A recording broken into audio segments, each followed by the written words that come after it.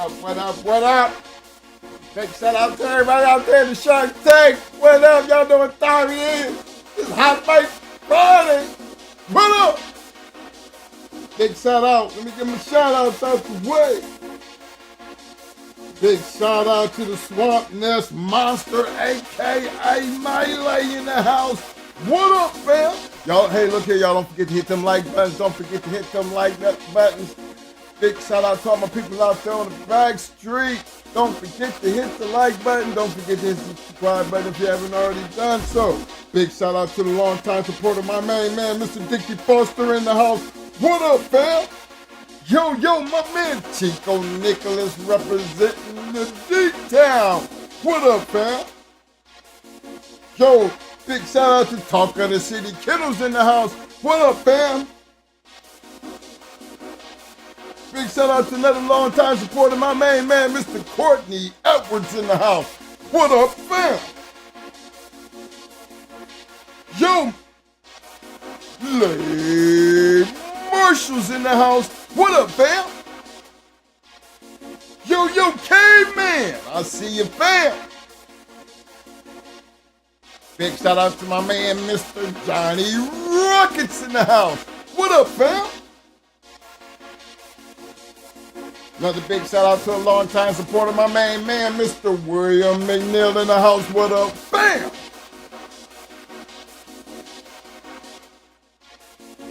Louisiana in the house, my man. Report Mike in the hills. What up, fam?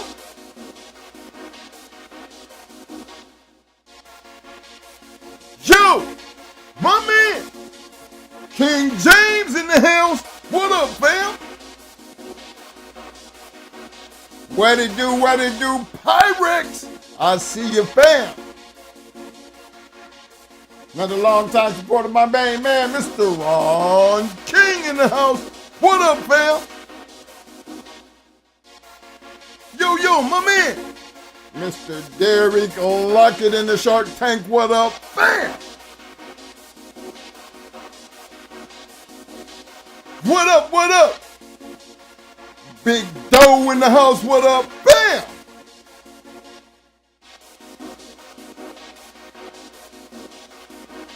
Big shout out to my man, long-time supporter, the Insane Honey Badger in the house. What up, fam?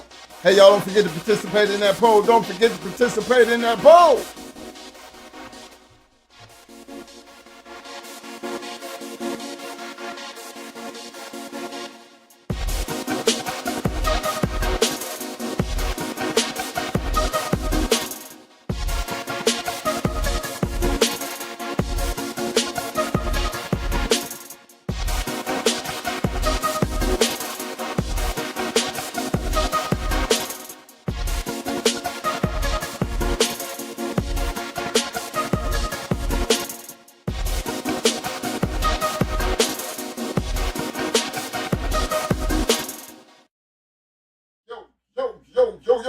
Yo. What up? Hold on, y'all know what time it is. Oh, shoot. Hold on. Oh, it's camera time. Where's camera time at? Oh, camera. Where you at, camera? Oh, I'm there. Am I there? Oh, no, I'm not there. I don't know what I got up in here. Hold on, y'all. Hold on 1 second here. Let me see what's going on. What's going on? My camera is not on. What is you doing? I know you ain't froze over there. Hold on, y'all. Let me deal with this camera thing right quick here. See what's going on.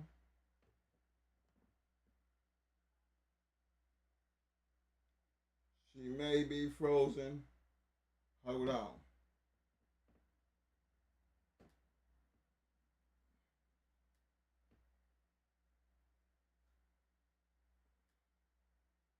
I check. Shoot.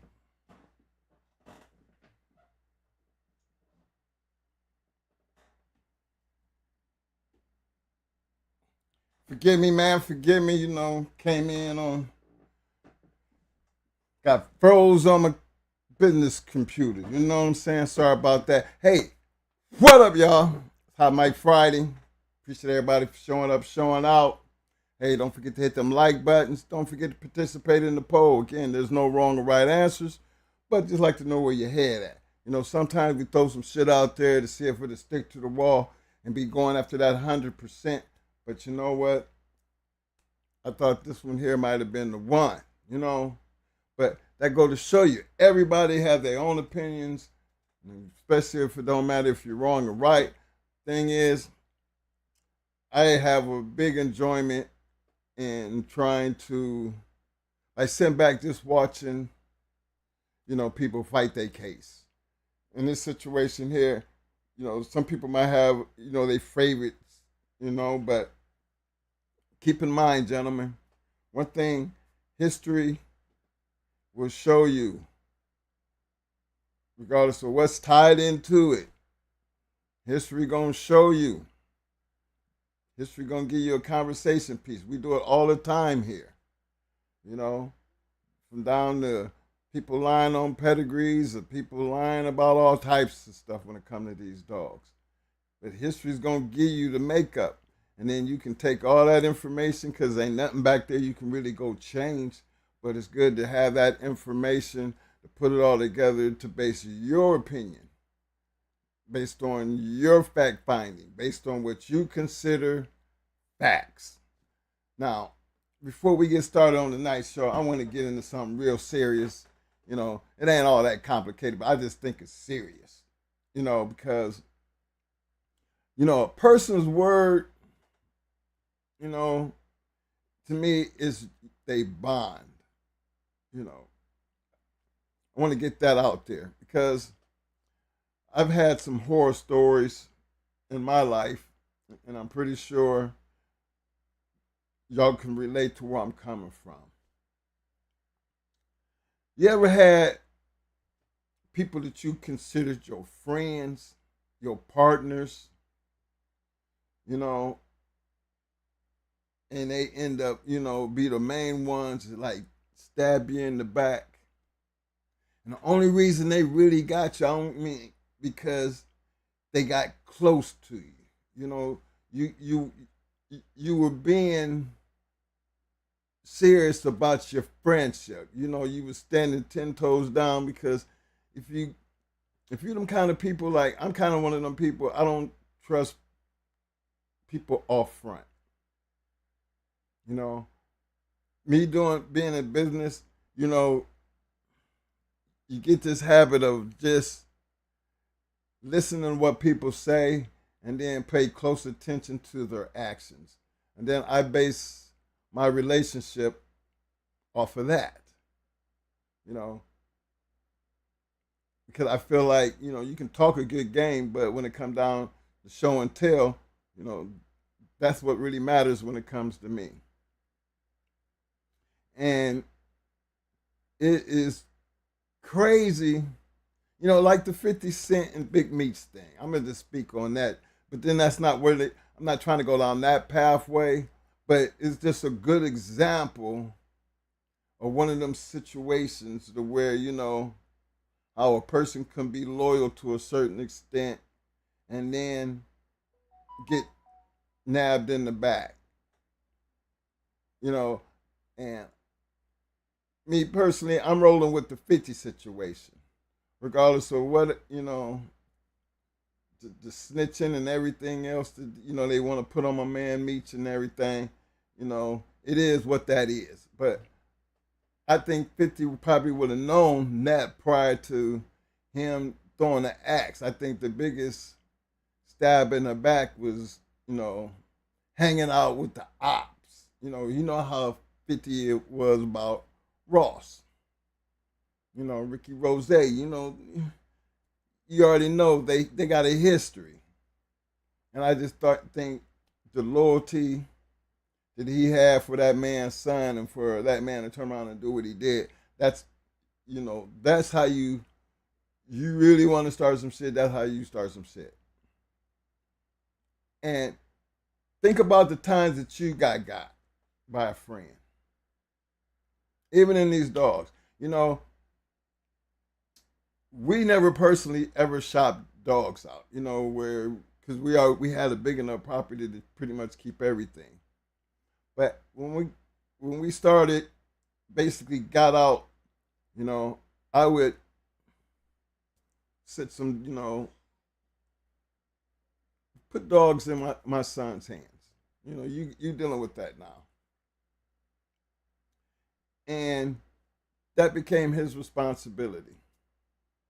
Now, along with all things, you know, you have kennel accidents, but in the same token, some things you can avoid, some things, you know, I think sometimes happen due to,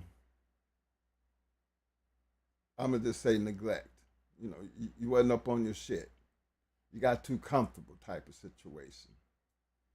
But to have a friend that you got this partnership with, and that partner is doing things and not communicating with you, like doing it behind your back type, like it's something to hide type of situation. And, you know, you happen to catch what's going on through a third party. You know, so you just don't say nothing up front. You just kind of want to see for yourself, because you know most people, you know, it's about their business. They don't react to what third parties say, but then they go to thinking and they catch a person in the act. Okay, you know, you catch them red-handed, and then the explanation part. You know, how can someone explain something that's unexplainable when it wouldn't be in a situation like that if you had been true to our partnership, the deal? See, I've seen many relationships, partnerships, friendships, even with families, break up. I mean, just totally get shattered by these types of situations. You know, or you give your boy, um, like a situation we had when the transporter picked up Brat and some other dogs, and all the other dogs showed up, but the Brat didn't show up. No, the transporter wasn't our transporter, but the person who was doing the transporting, they was supposed to be cool with the person that was paying them, the person that they was working for. You know, and that right there ruined a good relationship between two people, because the person who was doing the transporting didn't show with all the dogs and didn't have an explanation of why you got all the dogs and not that dog. I actually tried to explain it away certain type of way, and it didn't turn out good for him. Not that transporter anyway, because that's just one dog. He just should have, you know, he should have took care of his business, but being that he didn't, you know, it was just a terrible thing. Now, I don't know what really happened, which led to that whole situation, or how it was handled, but you know, I know that transporter a couple months later wasn't alive no more. So it was just kind of one of those situations like, whoo, I wonder if it had anything to do with that. You know, I wonder, did it get to be to that point? But shit like that be happening, and you be kind of like, whoa, got to be careful who you dealing with, because some people don't take the losses at all. And I just think when you start playing with people like that in the world of the day, some people take that shit to heart. And to me, that's something outside of, like, you know, the Facebook or, you know, the internet squabbles. You know, ain't nobody gonna be. I always look at, ain't nobody gonna be doing nothing. You know, all that's just talk. But when it come down to that type of business and stuff like that happening, you know, some people take that shit real serious. I mean, very serious, especially when it was, you know, that was a pretty good piece of change that came up missing when the brat didn't show up. That was money going out that a lot of money out that man's pocket, and so it was one of them situations to where some people ain't you just don't mess with like that, and that was one of them kind of people. And I'm not saying that they had anything to do with nothing. I'm just saying that it was a situation where I knew that person was mad as hell, very, very mad and upset. But it wasn't much we could do because that's your people. That's whatever they tell you. He walked out of here with all of them. He bought them all, but that one, you need to find out where that other stop he made. But to try to clear that situation up, they had to, at least believe in us enough to know that, hey, if you got them, you should have had that one too, because they all was gone. They all left the body there. So it just led to a real angry person, and then somebody trying to justify, a story that couldn't be fixed. And then some people thinking they just be some people brush that shit off their shoulders, but I don't know how that one went, but I don't think that was no brushing off shit, because that person, like I said, some people just ain't meant to be playing with like that. But again, that just leads to a bunch of your friends. Got to be careful who you call your friends. This dog game for us, even though we've had our moments, yeah, we've had people, you thought was cool, and then all of a sudden shit come up missing, and they don't know how it come up missing, so you take it that things happen. But then again, you look at that situation, and you be like, you got away with it one time, but that's where it stops at least for me anyway. Mo generally let me handle that type of shit, and it only take one time before you get the kibosh. No more dealings. I don't even want to see your face type of situation, because there's no explaining. It's like me giving somebody babysitting my kids, and something that happened to one of my kids, and you ain't protecting my child. That's the worst thing you could possibly do. Be responsible for something that means something so much to somebody, and fail in the process. And understandable, things happen. But then that's the responsibility that you take when you put your child, when you put your dog, or anything else of value to you in somebody else's care. And man, this dog game is never been nice when it comes to, the war stories. The war stories is like, how do you explain that? So, how do you get around that? Me, the reason I'm having a conversation, because I just feel like, don't do it. Take on only what you can be responsible for, and the rest get rid of. Because journey, most of the time for us, most of everything that we kept, it had value to us, and I'm pretty sure everybody think like that. If it's anything that belonged to you, you want to be the one to get rid of it. You don't need nobody else's help. You know what I'm saying? So the responsibility of anything go wrong, I want it to be on me, not on somebody else that I believed or I felt like they was cool about it. Because tell you what, man, we all know what that feel like. And in this day and age, and as old as I am, I'm still hearing these horrible stories. And it's kind of like, Do you call people out on doing shit like that? Because I think, you know, you see it a lot on Facebook. Don't buy nothing for so and so. He did this and didn't, didn't want to send pictures, didn't want to answer the phone, didn't want to call no more. Because you know how they do. When they know they owe you, they don't answer the phone. All communication stops, and it's like they feel like they fall off the face of the earth and shit. But, how do you look at a person like that? What are you running from? I mean, you was cool, and all of a sudden you ain't cool. But then when something bad happened, then is it supposed to be a different story? Don't go calling now.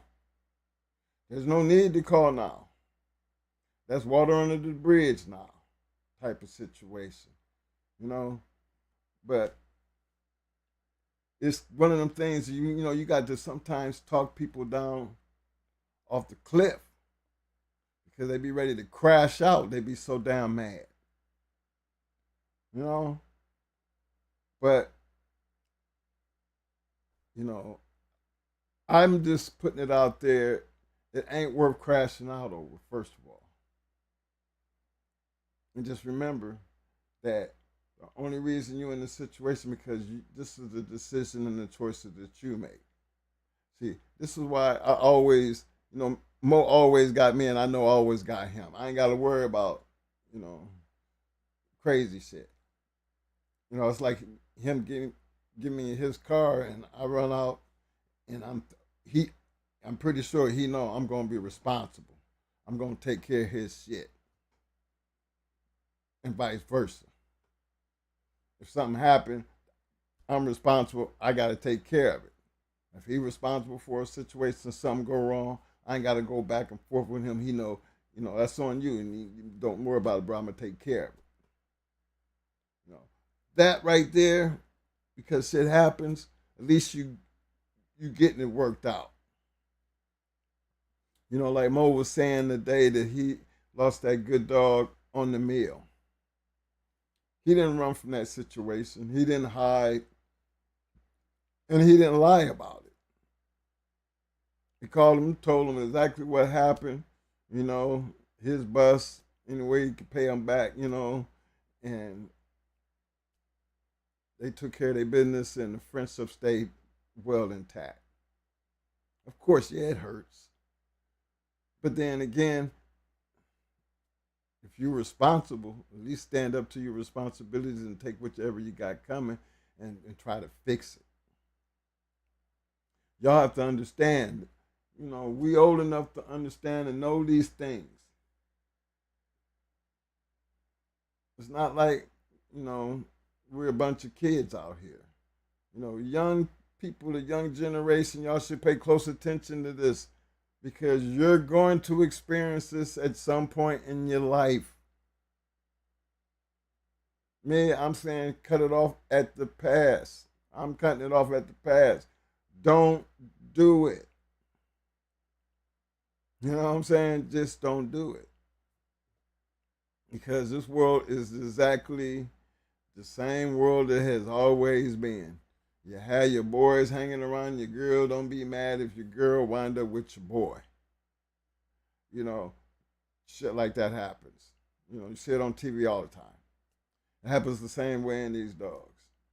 You have people on your yard and everything. Before you know it, dog come up missing. Come down through the grapevine. The boy done got your dog and sold it to somebody in another state somewhere. How do you know? Because people don't know how to keep their damn mouth closed. Just like I think that was the Indian Bolio when he got stolen. And Sonny knew where that dog was, but he didn't crash out on him. He didn't crash out on Pat. But then again, there's some people who, you owe some money and he was your boy and everything, and you didn't know how to take care of your business. and they come and take care of you and then take your dog, your grand champion dog. Unalive you and take your grand champion dog. Still one of them unsolved mysteries, right? But, it truly did have a story. But these are the things I'm trying to make y'all aware of. That, like any business, if you can't control it and do it yourself, then don't do it. That's the safest way to do things nowadays. That's always, not just nowadays, it was always like that. Me, I try to keep a small circle, but keep, you don't have to question people's loyalty if you know the people that you're dealing with. And the only way you'll know just how loyal people are to you is through their own actions. I always felt like if I had $5,000 sitting there on my dining room table and I got people in my home, and I know everybody that's in my home, you'll never see me be worried about that money. And some people probably look at me, look at Twin. He just left that money sitting on the table. Somebody will probably pick it up and come back, hey, you left this on the table. And I'd be like, oh, no, it's all right. I just want to see if anybody would take it. And, you loyalty checking today, you loyalty checking today, But I would only answer that if I was put in that situation. But yeah, I've, plenty of times I've left money sitting around, with a camera just to see if my kids would bother it. You got a house full of damn kids, and I keep shit coming up missing. I'm going to set them up and see which one it is. I do not play that. And if I ain't taking that from my kids or my own family members, I'm not going to deal with it from people who ain't part of my circle. And that's why some of these horror stories, you have to take, fault for your own decisions that you make. Just a bad business deal. No need to crash out. You just need to just check your own hand, and be careful of the people you call your friends, your associates, your partners, because them are the ones that get you, them are the ones that hurt the worst, because you trusted them. And I just think that has been a big problem nowadays, because I'm starting to hear it so much that I think you guys need to be aware of your environment of this game, and is it really worth it? No, I don't think it's worth it. I just think it's not that important if you're taking care of your business the right way, because there's nobody going to take care of my kids better than me and my wife and my family. And I don't put the responsibility on my mother. I don't put that responsibility on none of my brothers or sisters. But if I ever did put that responsibility on them, I am pretty sure they're going to be just like I would be with their children. You know what I'm saying? I'm going to be all over them. I'm going to be hands on, because I don't want anything to happen to them in my care. That's the way I grew up. That's the way we handle things. And I got 9 brothers and sisters. 9. And we were all held responsible. And the higher you was up on that totem pole as far as age-wise, I come from a family dealing with hierarchy. Everything from the top down, everything below the top, you was just a pawn in the game. And I always felt like, God, I had three sisters and brothers that was older than me and Mo. And man, they caught hell. I mean, they got in trouble just because we did something wrong. You know, not be, you know, there was just one of them things. You know, back in the day, the household, the neighborhood it just was like that.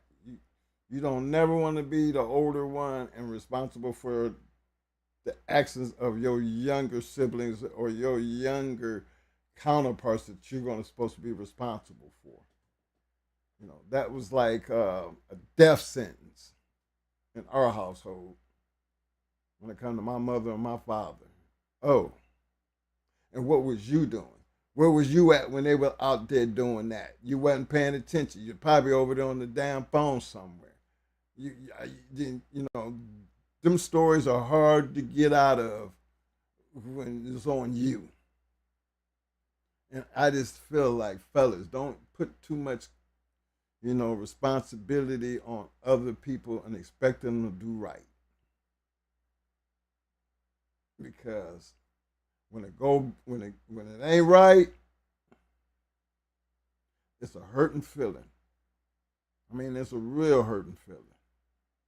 And I've seen a couple of my boys be wanting to crash out and have to pull them off the ledge. You know, bring them, will them back in and get them to understand, hey, you can always get that back. It ain't worth it. But then stop putting yourself in that situation. But he was my boy, man. He'd be the last person I thought would do it. Yeah. That's the way it always is. Y'all notice? Notice? So keep that thought in mind, man. Keep that thought in mind. These horror stories lead to bad situations. So control your stories. Control your environment. Control the decisions that you're making to prevent yourself from being in those situations. Because we deal with a lot of things when it comes to these dogs. And the responsibility of your welfare should always be on you first and then the next person. Take care of you first and then the next person. You know, be careful about who and what and where and how you handle your business. Because when it go wrong, you got to make another decision of how you're going to handle it. And I'm just saying, sometimes it's just not worth it. Just take it on the chin and move on. Just take it and just let it be a learning experience. And I bring this up because I need you guys to just be aware. Just be aware. Don't get caught up. Don't be so trustworthy. Don't find yourself in a situation where you got to do something and you make a quick decision on something that you didn't really think it through, and when it go wrong, just own that and then let it go. I know I'm coming from. Let me see what I'm saying out here. Let me see what's going on.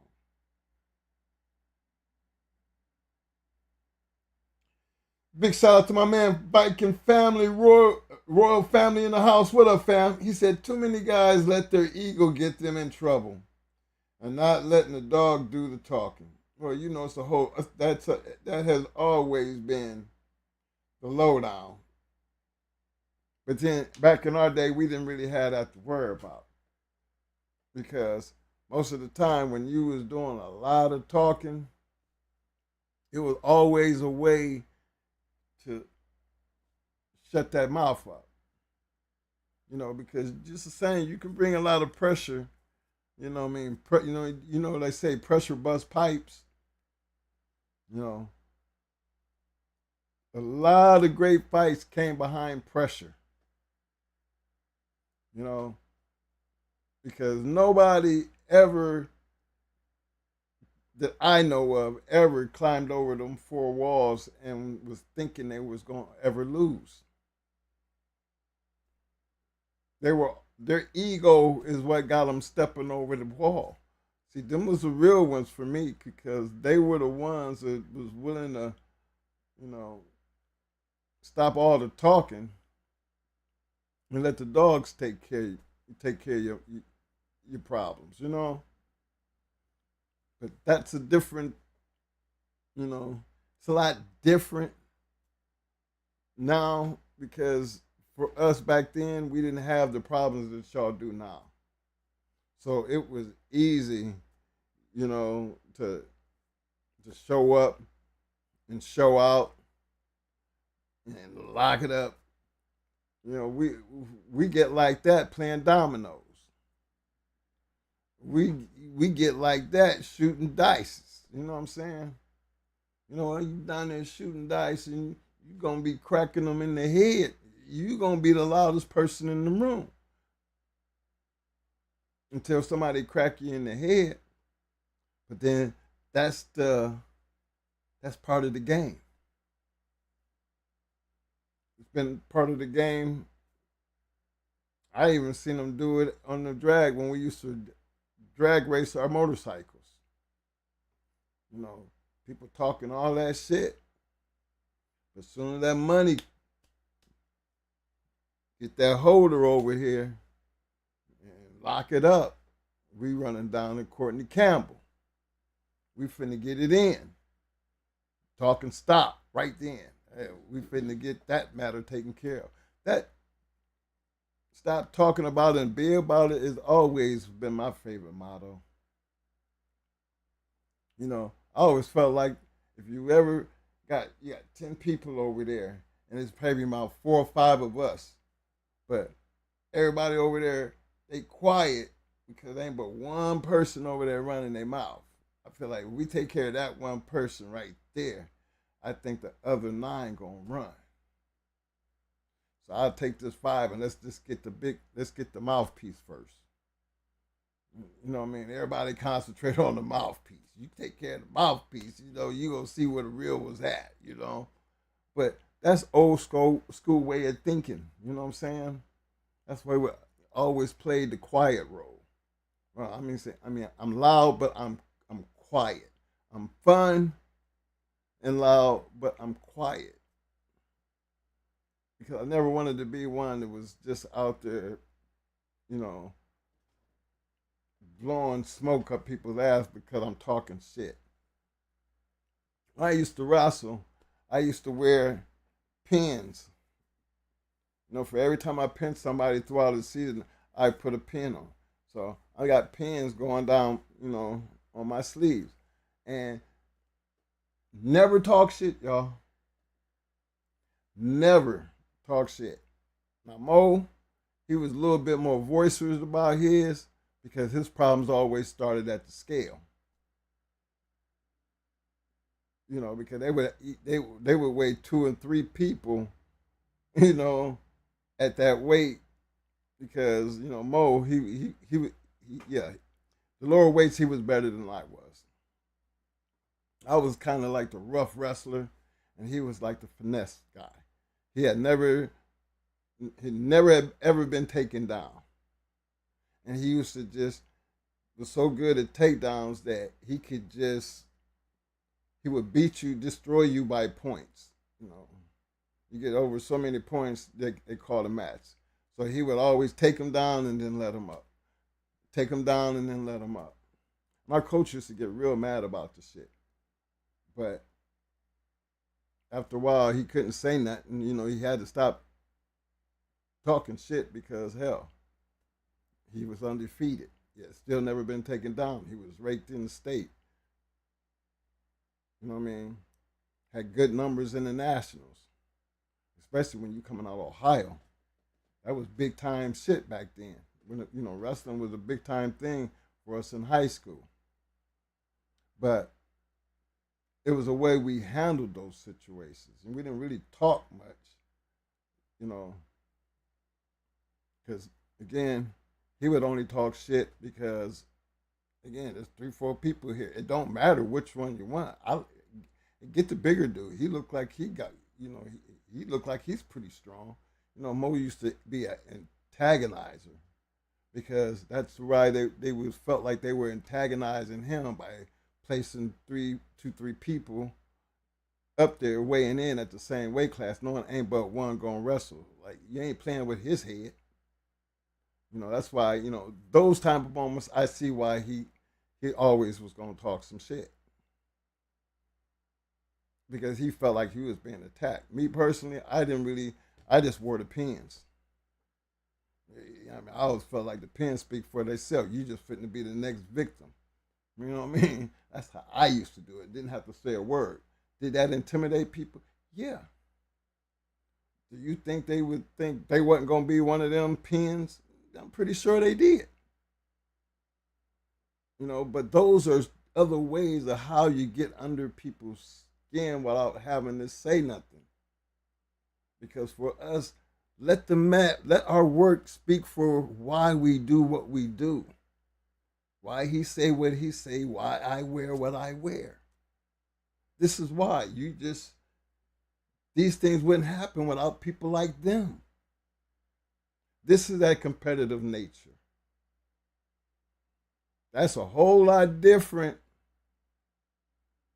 than being screwed over by your friend. Like one of the crazy shit I be hearing, my boy broke up with his girl. And so I guess this girl gonna try to get back with him by trying to hook up with us. One of your boys. And any one of your boys fall for that, then that was never your boy. You know what I'm saying? That type of shit. This type of shit does happen, gentlemen. And these are just like these war stories. You give a person a dog, you're supposed to be partners on a dog. That's business. You know how business work. Y'all, everything's supposed to be agreed upon. When it all go wrong, just don't let it be you. You don't want to be the reason why things go wrong, because that makes you that fake ass piece of shit. So-called wannabe friend, supposed to be my boy type. You don't want to be that person. So I feel like if you're not going to be that person, then don't put yourself in a position to be done by a person like that. Know your friends, know your partners, know your community, because y'all know how this bulldog community operates. It's full of all types, and you're doing good to find a good one. Now, you take that good one you find, and you be one of the good ones, then, that's why this community has, it has been able to survive. Not everybody's bad. But please understand, not everybody's good either. So keep this little conversation in mind. Okay? Just keep that conversation in mind. And I ain't no dig, and I ain't just talking or picking on nobody in particular. I'm just saying, for me, at my age, and still hear these war stories is very disappointing, because sometimes you feel sorry for a person, and then you understand how that shit really feels, how it hurts, and then you have to talk them down off the ledge instead of pumping them up and telling them, no, go take care of your business, go handle your business, type of shit. Because I'm always gonna pull you off the ledge, try to help you get by it. Because in my younger days, I probably been one of them to say, I got to go deal with this. I can't sleep. No, they got to pay, type of shit. And will I be thinking like that at this age? No, I ain't got no time to be giving nobody. That's probably why you wouldn't probably get too much shit out of me now. Because I don't never want to put myself in that position where I have to go do something. You see where I'm coming from? If you can't handle it and take care of it yourself, please find a better way, but don't put the responsibility on someone else, because when it all go wrong, which sometimes it does, it'll be all because you did it. So you got to own some of that. And hopefully that'll help a lot of this go away. You know what I mean? Not everybody got a twin brother, you know what I'm saying? So our relationship is always a little bit different because when we don't have nobody, we still got each other. We got a whole lot of brothers and sisters still living too, so it's not like they don't really worry about us because they always feel like wherever they at, the other one with them. You know, so that's just the way family handles that situation. But again, keep what I'm saying in mind. Hey, while I'm out here, y'all don't forget to take the poll. I'm gonna turn this over to Mo and let him ride this out. To all my people on the back street, I want y'all to know I see y'all. Y'all keep hitting them like buttons. You know we just went over and had our 3rd year anniversary. So again, 3 years into this, seemed like it was just yesterday. But I want to take my hat off to each and every viewer, all the whole Pitbull community moving forward. We trying to work up on 300 videos. We ain't got there yet. We still got a ways to go. But I'm just hoping that at first we was always thinking about 1,000 views. And then you sit back and be shocked because, wow, we got 100,000 views. Never seen that coming. But to be 3 years in and be coming up on trying to push for 800,000 views, you guys, 800,000? Talk about some bulldogs. You gotta love it, man. Believe me, we love it. The goal now is, before we're all said and done, I would love to be able to say, yep, we had 1 million views of our video. Because we already know what they talk about. Yeah, we don't have the best technology and the little fancy shit jumping off. We ain't got none of that. Like I said, we possibly could, but I don't have the time to do it. So we just do this part right here on Tuesdays and Fridays and try to enjoy ourselves doing what we do. And we hope and we can keep y'all coming to enjoy while we do what we do, so we can enjoy doing what we do for you. Y'all know where I'm coming from. So this is why it's important. And it's a YouTube thing to hit the like button. Hit the like button. Hit the damn like button. And subscribe if you haven't already done so. But happy Valentine's to everybody out there. My wife gave me a beautiful Valentine's card today. And I mean, after 20-something plus years, I'm still shocked that she still gives me Valentine cards. But it's not a one that I don't pick up and save, and I love her to death for it.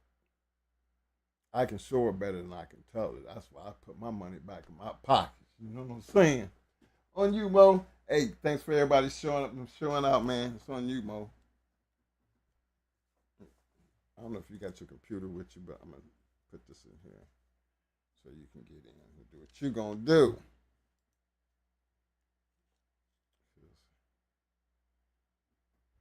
Close up some of this shit right quick,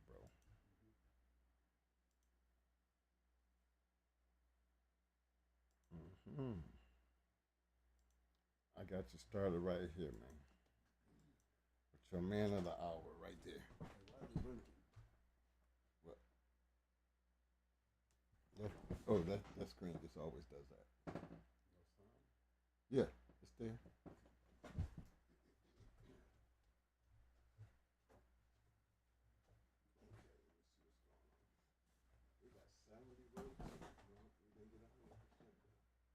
What up, everybody? Thank y'all for coming out. What's up, Mike?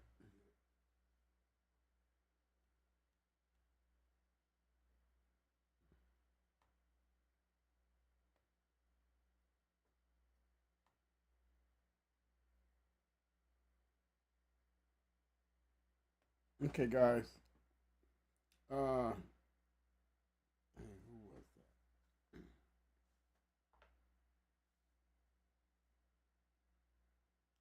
Yes, somebody, somebody sent me something to talk about tonight,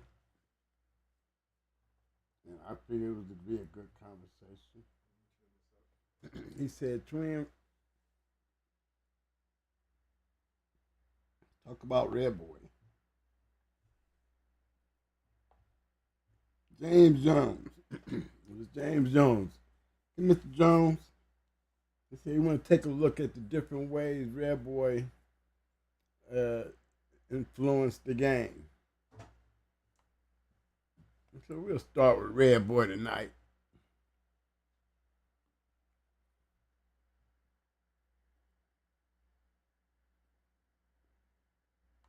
First of all, he was a red nose. I see that right.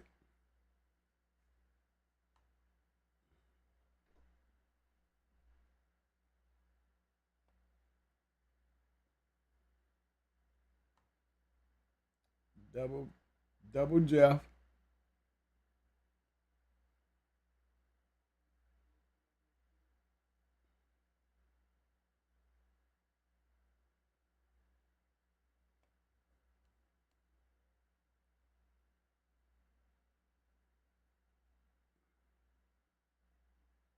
Ocavino stuff at the bottom.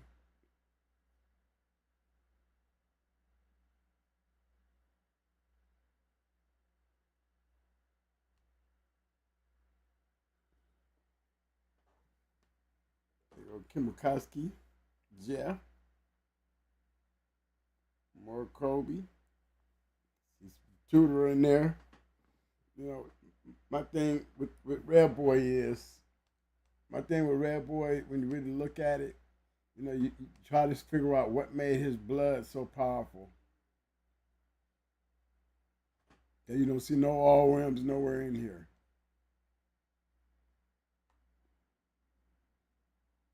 But just the names.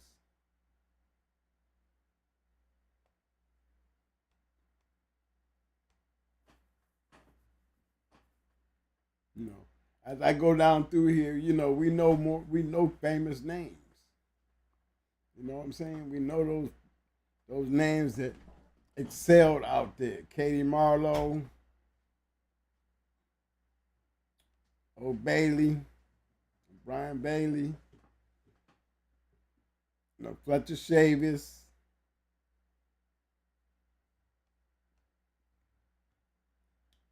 Mr. Jacobs,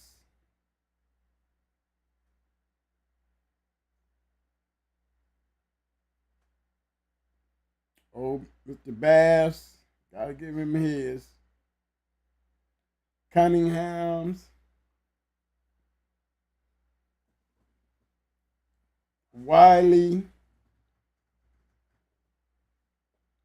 These names that I'm ratting off.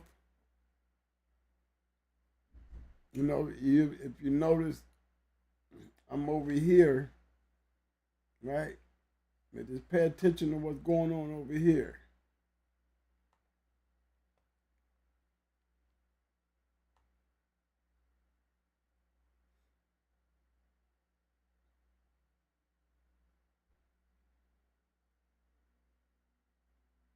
It's basically Bass, Wiley,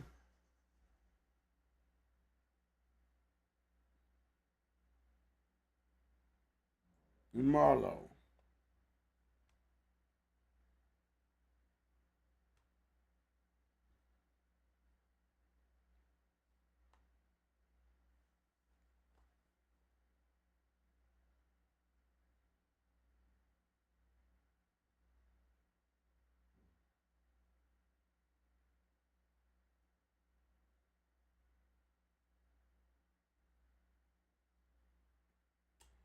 See those names? Mr. Kirby.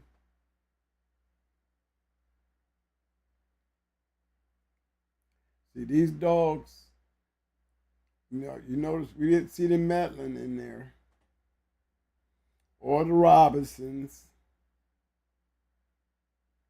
You know, I'm pretty sure there must be some more Red Boy pedigrees.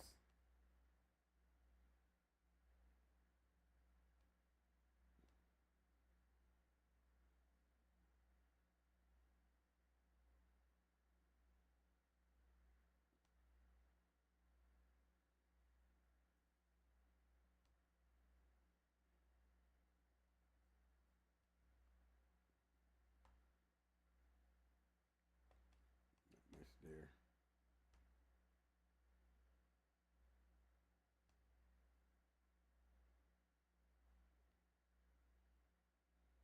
Somebody got him as Hall of Fame. Well, he should be. One of the most prolific line of dogs in the game. And we didn't get it. I mean, you see what we had in Offsprings. But if I was to go in and let's go search for the Medlin dogs.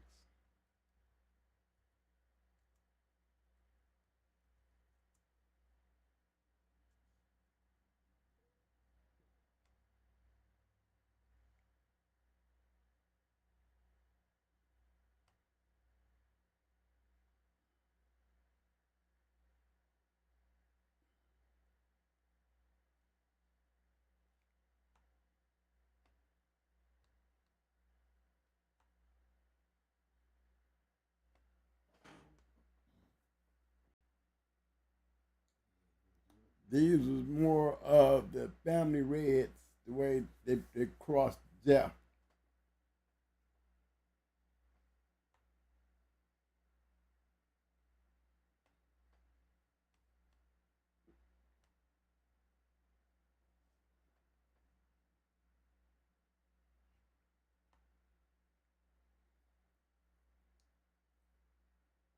A whole different line. Same line, but the concept, the production. You know, the Medlins, they're one of their more famous dogs here was Carolina Rose.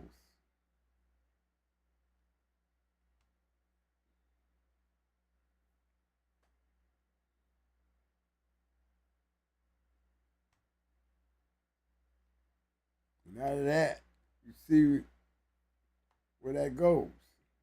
Boomer, Cunningham dogs.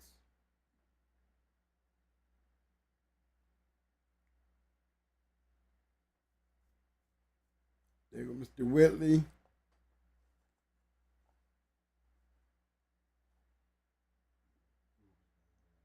You know, the Atlas Brewer.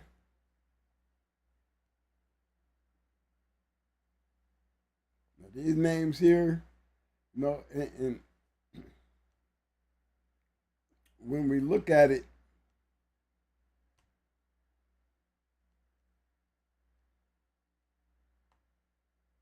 we see Boomer.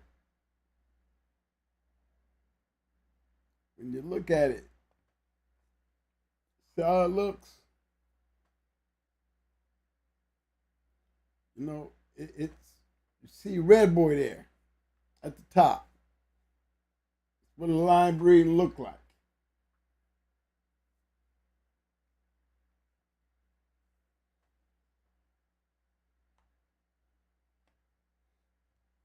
When you go to pulling up Boomer, because he's one of them out crosses. I mean, he's one of those crosses that really solidifies Red Boy and as far as longevity. You know, because there's a lot of dogs out there in these days that had that Cunningham Boomer, or Cunningham's Red Man, or Cunningham's Sheba. These are just known dogs that you'll find in your pedigrees. You know, production.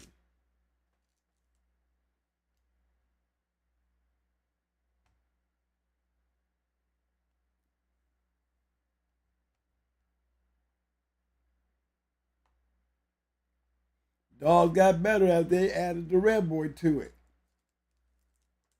I think that was the key factor.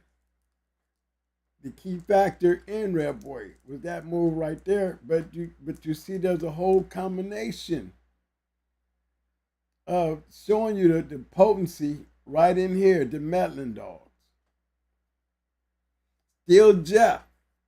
So would you say Jeff was the major factor in Red Boy? Would you give it to Jeff? I would give it to Jeff if I'm seeing it over here in the Metlin dogs.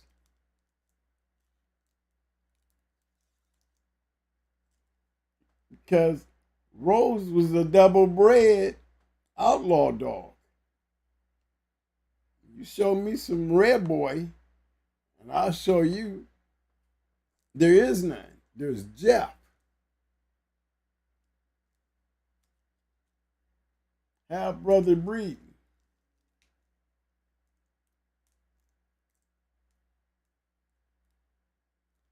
So, and it shows you the potency.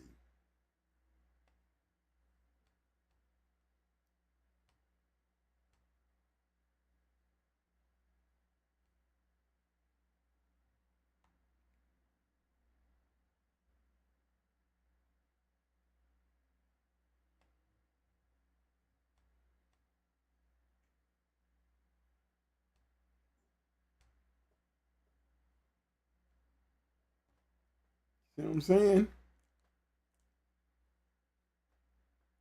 Outlaw, yeah, Red Boy, you get match dogs.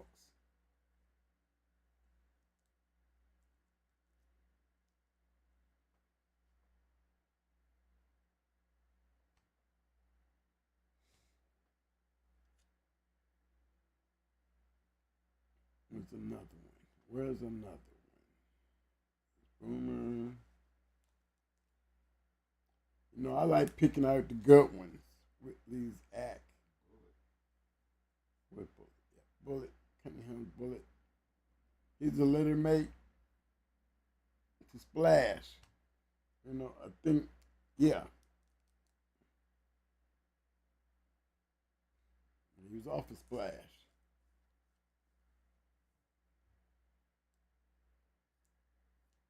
See, that's a heavy Metlin cross.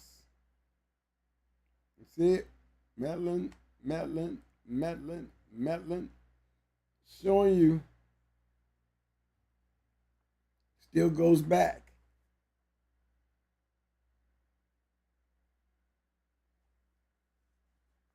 That's how I think that was the format. It was really Till's Jeff was the format.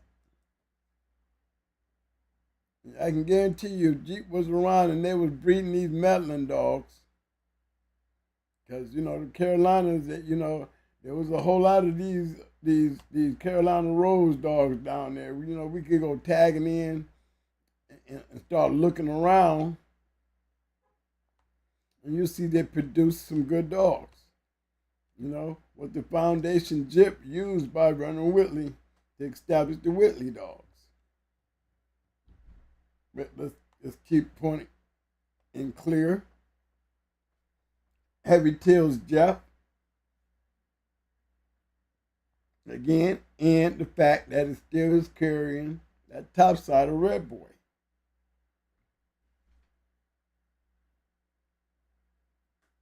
Now, to me, just the fact that Red Boy is in there.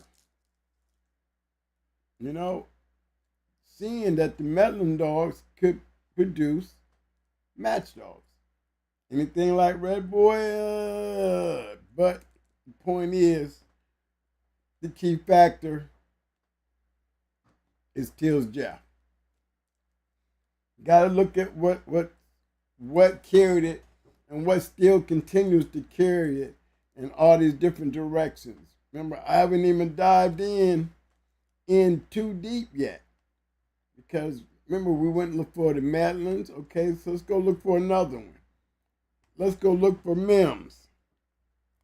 M.M.M had them Red Boy dogs, remember? Call M.M.M.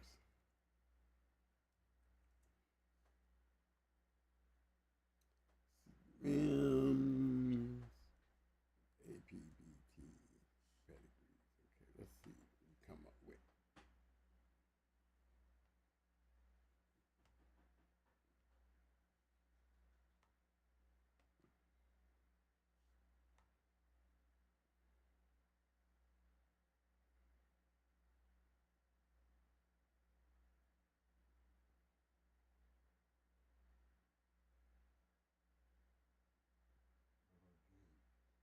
I was hoping I was going to put him up in this crowd of stuff.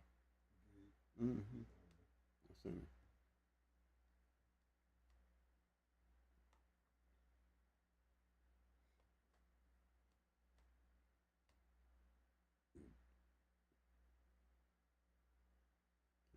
I was looking for a dope in them. Okay. Carl Mims.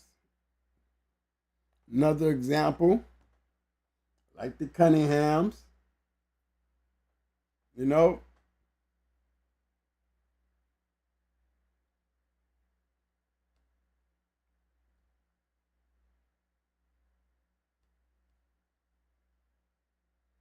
and some of these dogs you can go shopping around, you'll find some of these dogs in pedigrees coming through Carl Mims and a few of them.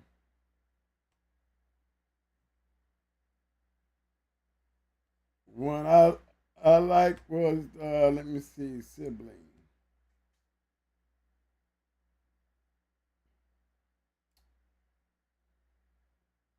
Which one am I looking for?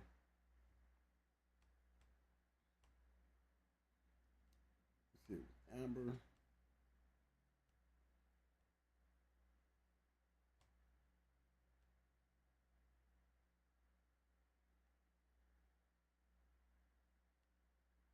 Nick, still red nose.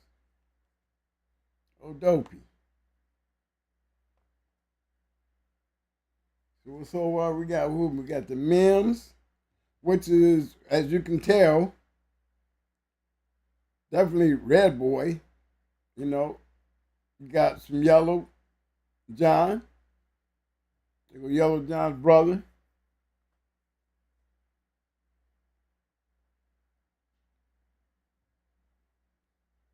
You know, just like the Mims stuff. Mims crossing their stuff, just like the Cunninghams with their stuff, crossing it. Just like the Marlows, you know, the Bass,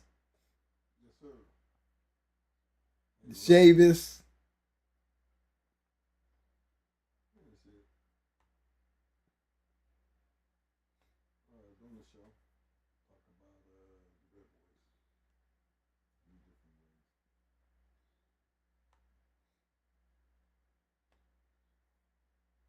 You know, we haven't even started adding the combinations of how well he worked with what outcrosses and the things like that.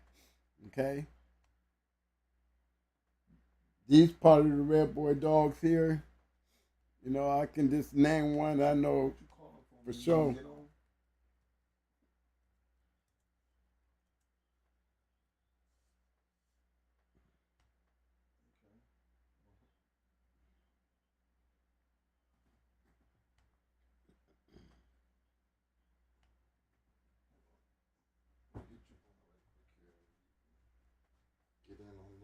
This was one. Pretty sure I'm gonna put it up.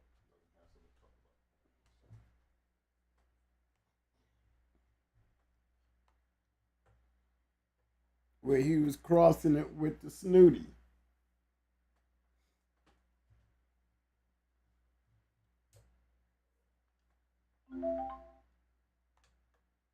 Well, we have a visitor today. We have a visitor.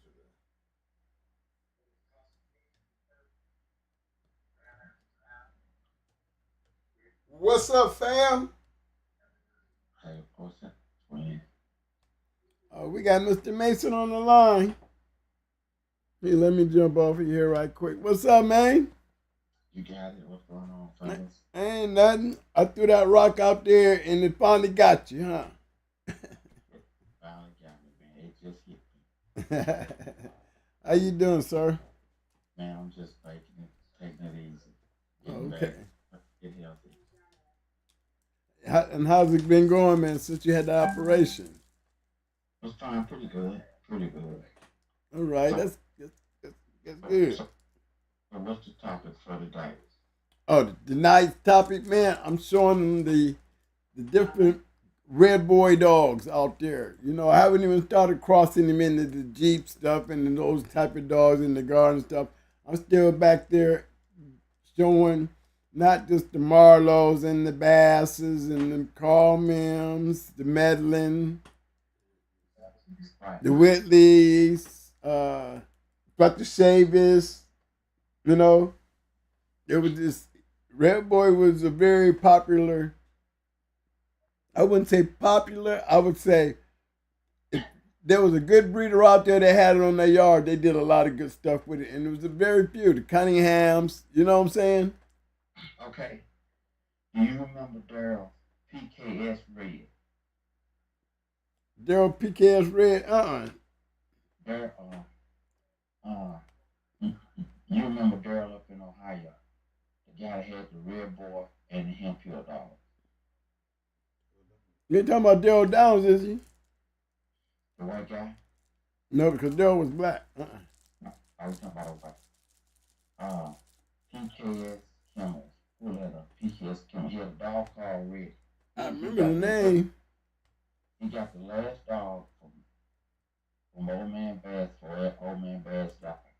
He was a double grandson, I think a red boy on the top and double grandson on the bottom.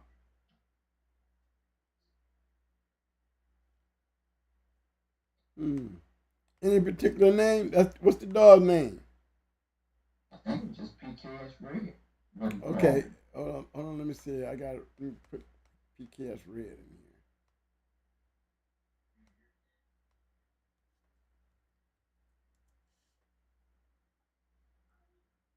I'm gonna try Red, then I'm gonna try Rapple.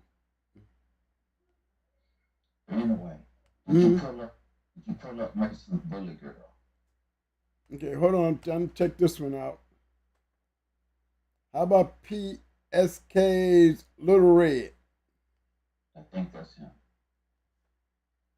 Yeah. Off of Summer's Frog and Summer's Nugget. Yeah. Yeah.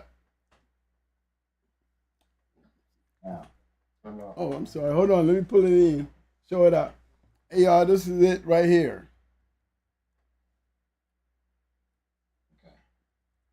Okay, now this one here, this is Red Boy and Brandy Girl being bred to Yellow John's little mate sister. That might have been him, but he was a pure red boy dog. Yeah, he's definitely pure Red Boy. Yeah, he's definitely pure Red Boy. Top and bottom. Top and bottom. 1, 2, 3, 4, 5. And a 4-generation pedigree, how you gonna be in there 5 times? Yeah. Did you pull up Mason's Bully Girl? Let me pull her up. Now that's a good one right there. Did it produce anything, man? Let me see. Well, they definitely bred the stuff. They did breed it. Yeah. Yep, and you did say some hemp hill stuff. Yep, PSK's hemp hill Dixie. Yeah. Yes, he had the real hemp hill stuff. I had that. I didn't tell nobody. I had the real hemp hill stuff. I got it from him. It worked great. It produced some bad dogs. Years ago, I had the Jeep nigga stuff going. There was a guy down here named Michael Evans, contractor. He used to stay with Bobby Hall on and off. He also, you ever heard of a black guy named Chicken Sam from Texas? Yeah, I heard of Chicken Sam. He was a real good friend of Chicken Sam. But Chicken Sam owned a fleet of a garbage trucks in a little town in Texas. He walked around like a pimp, like Superfly. Mm-hmm. Certain people used to talk about him all the time, man, because he was just extraordinary. He would come to the box. He had a silk suit on. He would strip down all the way through his silk t-shirt and his silk boxers and get in the pit with the dog.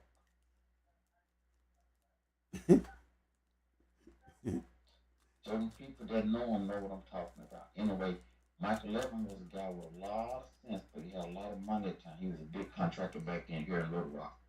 So I was in my room and playing college football at Arkansas State. And I was going through the journal, and I said, man, we had the nigga Jeep dolls coming up. I said, Mike, what do I need? He said, you know what you need? He said, see, he had dolls from Plumber back in the day. Mm-hmm. Some red boy stuff. Take that red boy stuff and breathe it to that old crazy alligator stuff y'all got. He said, that's the only thing that is lacking. So in '84, we went to see Michael George in the Carolinas. Matter of fact, he was fighting his dog, Champion Lucifer. Remember him? Mm-hmm. We went down there. He had some real inbred dogs off the triple R red stuff. And he said, man, y'all come down here. I'll give y'all a deal you can't refuse. Did you ever pull up Bully Girl? Nope, I was still over here on PSK. Hold on. Mason's Bully Girl? Yeah. He had a bred through it was the dog game register back in the day, and she was UKC. Now, when the last time you heard that? And she was UKC break, paper. United Kennel Club.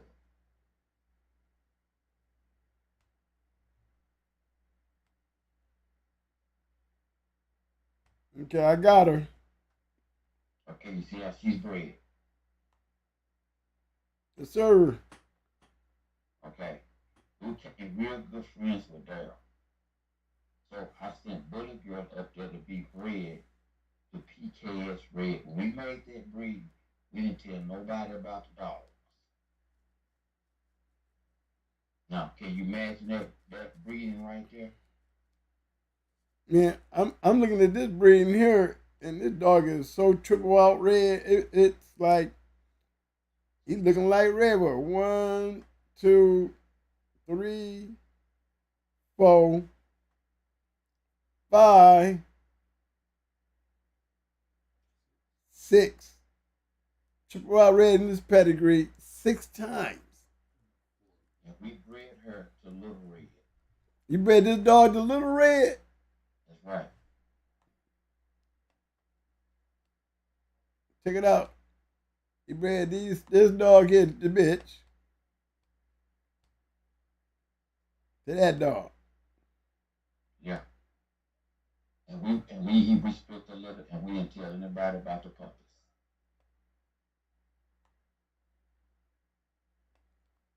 Now, you tell me if that ain't tighter than tight. Yeah, that's tighter than tight. So we started breeding that stuff with the nigger stuff. Now let me tell you what happened. Back in the day, everybody was talking about milling them dogs, the tramp dogs, and all those dogs, right? Mm-hmm. And we met Tramp. We met them that night, the night in Chicago. You remember that night in Chicago when they had the show? And Hellcat made champion, and I took WD, and he ended up killing Eric's ROM and Jack, champion Jack, was the grandson of Zebo. Mm. That night, we saw Tramp go down. He went against Old Man Nate out of Chicago. And Old Man Nate picked his dog up game. So at that time, they were on us about, will nobody fight Miller? Will nobody fight what you call him with Tramp? So we said, hey man, let us get through this night. James Jackson was the guy buying dogs from us at the time in Chicago. James Jackson told me, he said, listen man, leave the Masons alone. He said, when we get through with this, he said, I got $few in my pocket. Win, lose, or draw, we're going to hook up with y'all. Well, of course, that night, Hellcat almost got killed, but he whooped. He whooped our gang's Kennel, laid back Jack. Mm-hmm. And that's when we killed Roman's champion Jack with a first time out dog. So we got numbers that night. And we always wanted to put these dogs against the Red Boy Jeep dog that they had bred with Taylor Marlowe. Now listen, when I went up there to breed the Jeep and get by Smiley, Kate, she was already up there that day. She had bred the Jeep. So when I bred the Jeep, Saturday and Sunday, this bird count was low. I didn't get any dogs. I told you that story. Yeah. I didn't get any dogs. So we went back when Donna came back in heat. We went back up there and bred Friday, Saturday, and Sunday, and I ended up with 2 dogs, which was Mason's Mongoose and Mason's Beauty. Now, Billy Girl was a cold dog. Mike Evans told me, take your dog and breed to that nigger stuff. He said, I've already seen your dirty young Jeep nigger dogs. He said, make that cross. He said, that stuff is game, this and that. He said, put the crazy gang radical nigger stuff y'all got into it, and that's already deep. Now, and then we bred Smiley to the Red Boy stuff, right? Everybody said, breed the Jeep stuff to the Red Boy stuff. And then we did it, right? Mm-hmm. You know what we did with them dogs? What you do? We used them as road dogs because they couldn't whip nothing with the nigga in. Mm. But everybody loved them, so they couldn't whip nothing with the nigga in. All the stuff we had with the nigga stuff, they couldn't whip it. They were good. They were perfect for school and all that, but they couldn't whip nothing. So, we tried to go against Miller and Tramp and those dogs. Mm-hmm. And after we won that night and stuff, Miller gave us bomb phone numbers. Then when we ran back into him, he told us, he said, well, Gary said he don't want to see them dogs going to each other. And my dad was like, well, stop telling folks people scared of y'all, dude. I saw Trent. Let me tell you something. I guess he produced a whole lot of dogs that was better than him. You talking about Henry B's Trent? What you call him, Tramp? Out of Jeep and the Red Boy and Cajun stuff. Yeah. Yeah. Let me check. Let me see if I'm right.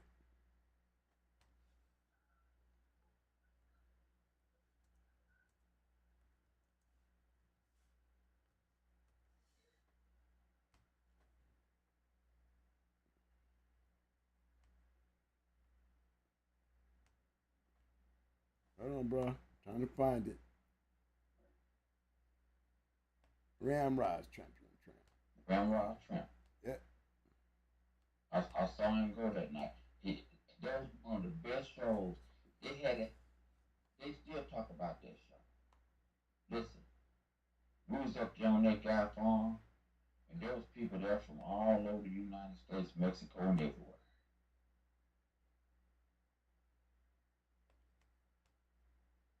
Oh, yeah? Yeah. Where was y'all at? We were up there in Kankakee. What the heck is that? Kankakee, Illinois. We was at Big John's place. There's some people know Big John. We was at Big John's farm that night. Mm-hmm. Pokey was up there. He won that night. Pokey had all them dogs from Fletcher Chase back then. All them Red Boy dogs.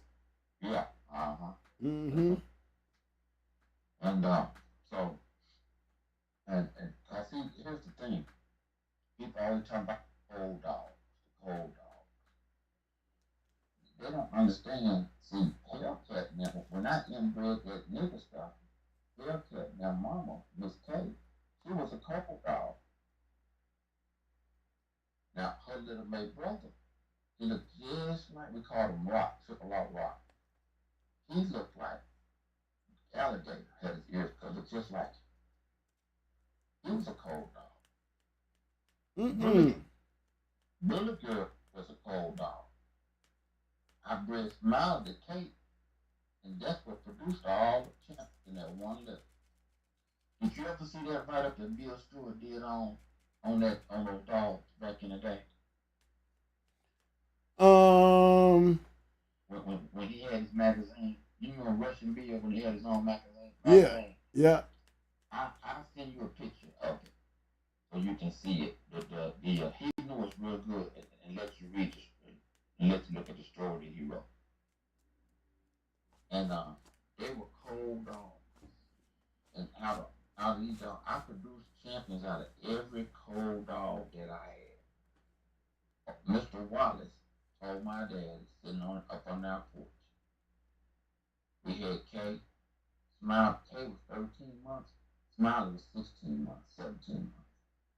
He said, listen, he looked at the pedigree. He said, don't get no more dogs. He said, breed the dog to this dog.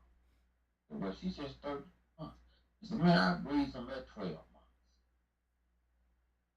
And we made that breeding, and out that breeding came that litter. And out of every time I bred her, she produced the same type of dogs. I get a cold one, get one that's maybe game, but I would have 3 or 4 that had all the ability. You know, like a year later, I finally got the 2 dogs out of you. I had Mongoose and Kay. I bred them back together. I took Beauty and bred her back to the Smiley. Then I took her and bred her to a little mate brother. Then I took her and bred her to her brother that was all nigger top and bottom, half brother. Got dogs out there, all 3 breeding before she passed away. I bred the nigger dog, he was cold, and Billy Girl was cold. And out of that litter, nobody never ended up with any. The only person that ended up with one of those dogs was Russian Bill. We let him buy Triple Law Rock. Because we did Triple Law Rock on the back of his porch one morning and made a 2-time win out of him. He asked my dad, he said, hey man, he said, man, you go get rid of some of them dogs. What? He said, shit, Bill, you can get that one. I'm dog post. Bill ran in the house, grabbed his dog, and bought it. And then Russian Bill ended up making a champion out of it later on. So when people talk about cold dogs, I never said that. We used to go to people's yards, I breed good to good, I breed good to good. And they would have 20, 30 dogs on their yard. And then when they got ready to put something down, they had to go buy a dog, borrow a dog for somebody. Now what do that look like?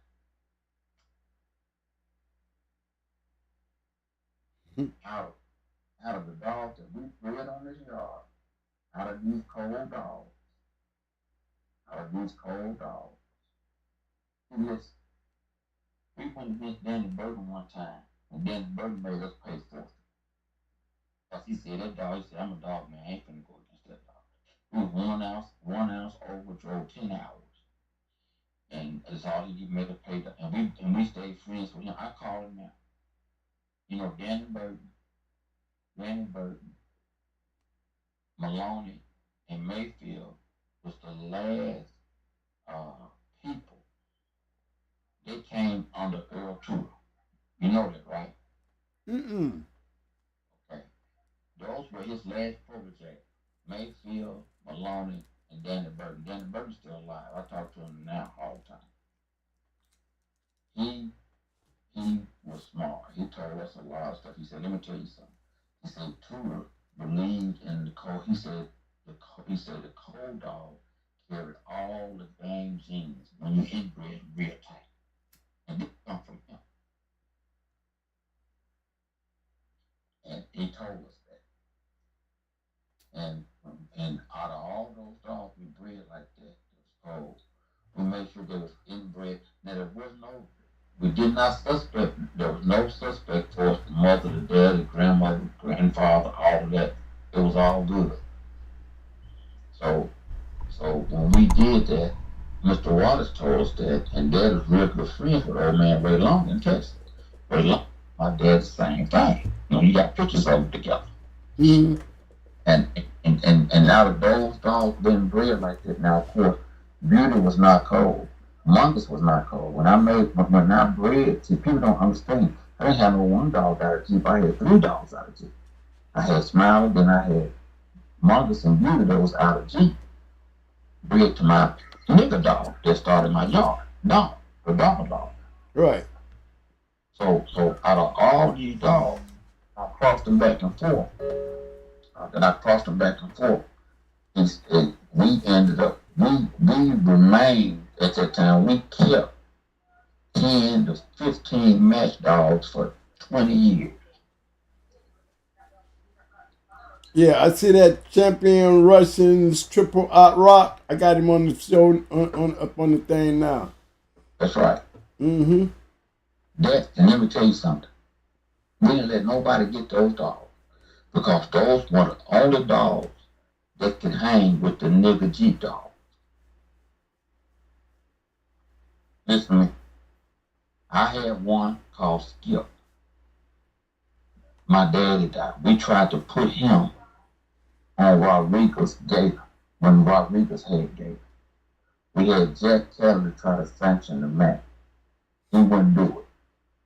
Jack Kelly said, they said he ain't mess with nobody. He started from the dance and put him out there. Crenshaw went and gave him like $10,000 for Gator.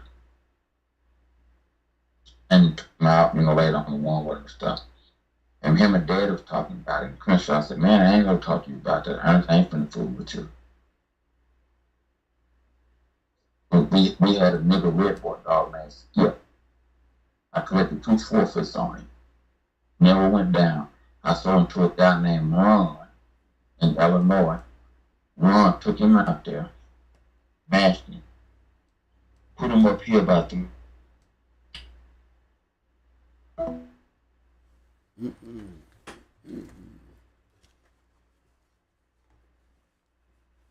Hold on, guys. We're gonna get him back. It just the line just dropped.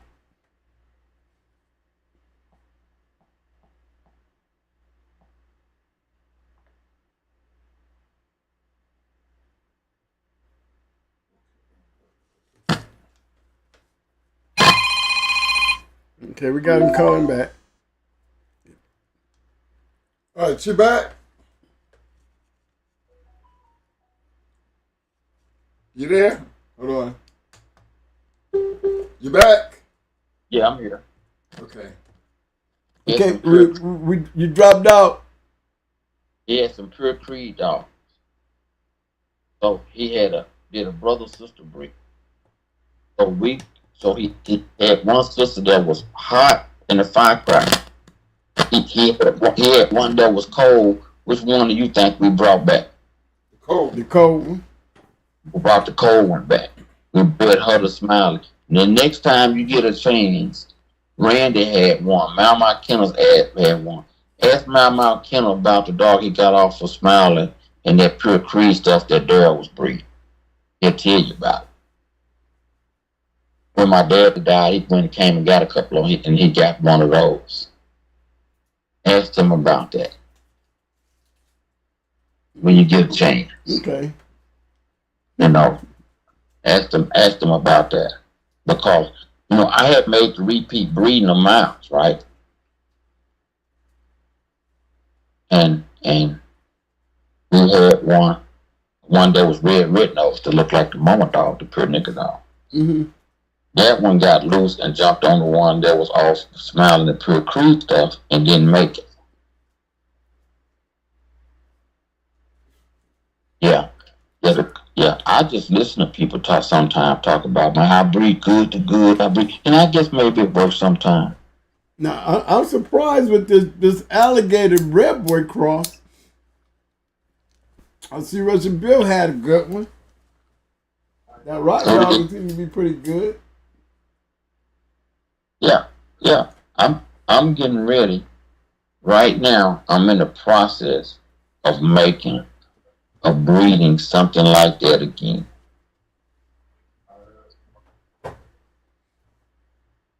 What? Redboy alligator? Yeah. I had some redboy stuff that was given to me, and I tightened it up real tight. And I bred it with. Matter of fact, pull up. I don't have this dog anymore, but I got dogs also in this real tight. Pull up. M.M. Spider Murphy.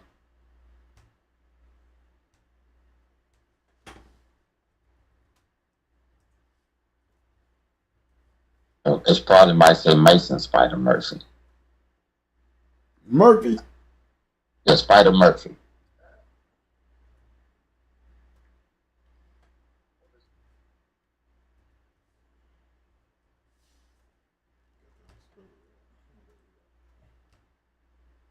Yep, under Mason Spider Murphy. Right. I bred that uptight. Those dogs was given. I bred him uptight. I bred him back to his half sister that has the same mother, but at the bottom part is some pure old carver stuff that comes from off the bad man stuff. I got those dogs now. I'm gonna make that breeding with nigga stuff.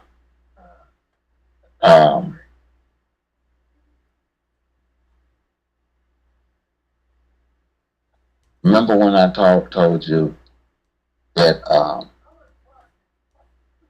a dog that was to me by Rufus stuff from our boy in Texas, it's his nephew. Remember, didn't I send you a pedigree of that twin? Which one? The other breeder down. I thought I sent it that time. I think I had to sit back. I think I did. Anyway, it was Garrett Hammond's nephew. He been breeding his own dog. Didn't I send you that pedigree off that dog one time? Oh, now say the name again. It's a dog. I told you that Garrett Hammond's nephew gave me. Uh-huh. And he gave me a dog, the last one that he bred. He did all the breed stuff with his dog.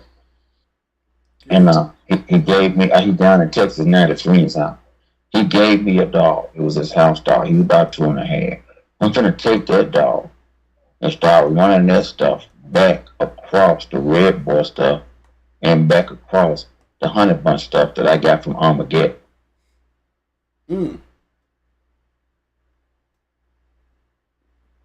So I'm fixing to try to recreate that alligator nigger breed and that alligator Red Boy breed.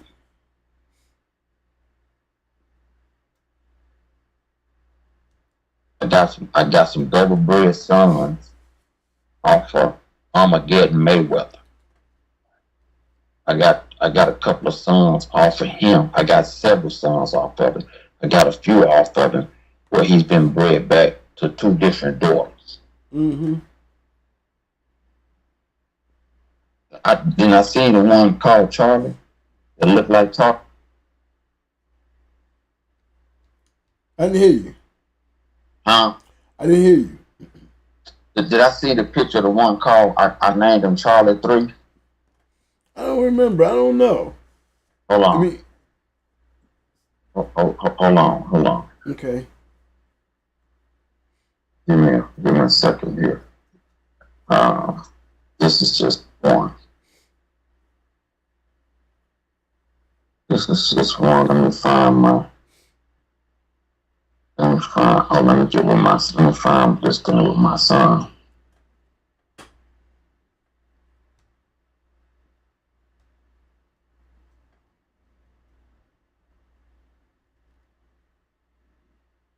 Okay, I'm finna send it to you now.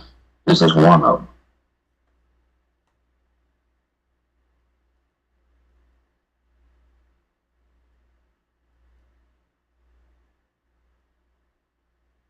Well, I just sent you one of them. I'll find the other one later. That my son did that one. That's one of the stud dogs off of Armageddon Mayweather. Well, yeah. Oh, okay. Oh, it ain't on this pedigree? Huh? I know we got Armageddon's pedigree on here somewhere. I'm over here on Spider Murphy.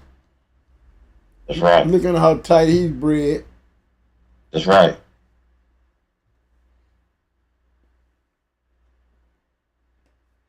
That's right. Now, how did that work out? Did you ever cross that back into some alligator?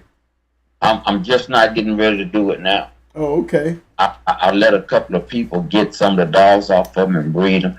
Didn't get enough dogs out of them, really. I sent them to a Mexican guy in Texas that had a lot of good Eli stuff, but he had a situation. He was old then and he passed away.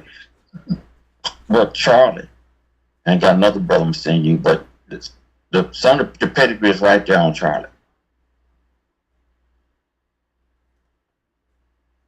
It's on Charlie. Mm-hmm. But you just send it to my phone? Yeah. Hold on, let me see what the number is.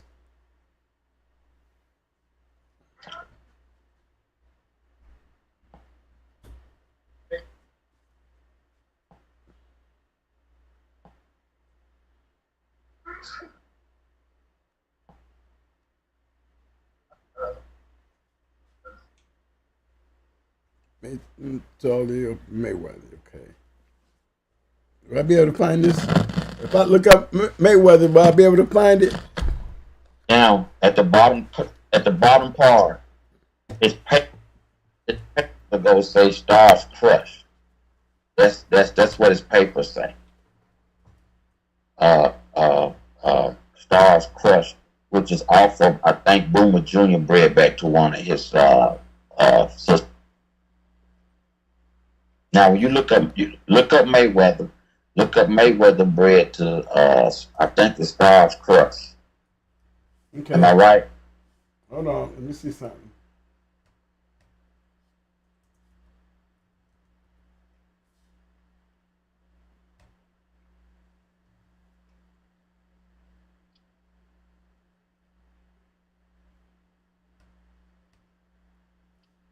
Okay, I gotta pull up Mayweather here right quick. That's a short video of me. Mason's Charlie. Right.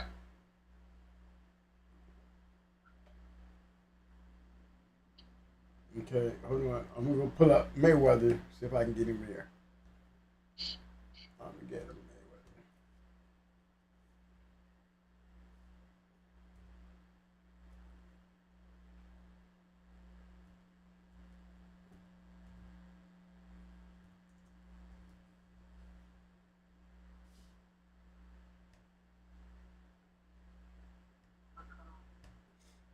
Okay, I got Mayweather up.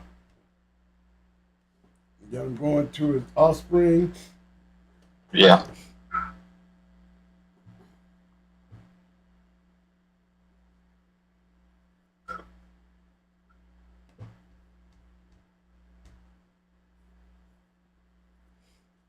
And what am I looking for now? I see Mama's Stars Crush.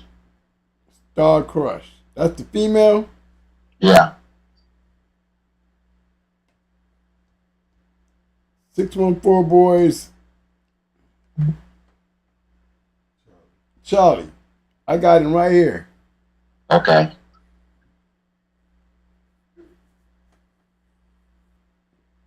So he up in Ohio? No, he's here. I got it. Oh, okay. So you got Charlie now. Yeah. Okay. Yeah, I winged the whole lip. Now you gonna take this to who? I'm finna take that and I'm fixing to I haven't bred him yet. Getting ready to start breeding him. And I'm gonna take him. I got some dogs here that's off of Mayweather, bred to my red boy Carver stuff. I'm gonna stick him back to that. I'm gonna stick him to his half sister.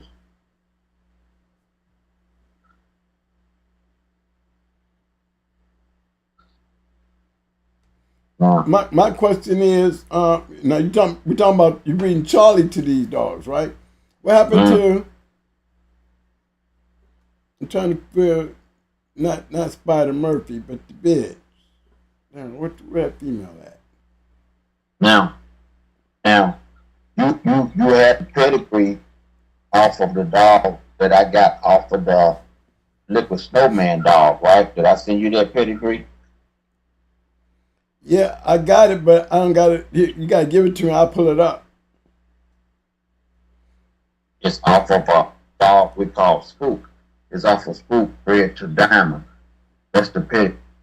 Spook is a Mayweather Red Boy dog, and I bred him to Diamond, which was off of Liquid Snowman. Okay, so can I find Spook on here? You said it's off of Mayweather? Mayweather was bred to it's another Red Boy dog. It's another Red Boy dog that Donnie had up there. He had Red Boy dog. He had one off of Boomer. Bred to Spook is a Boomer bred to Stars.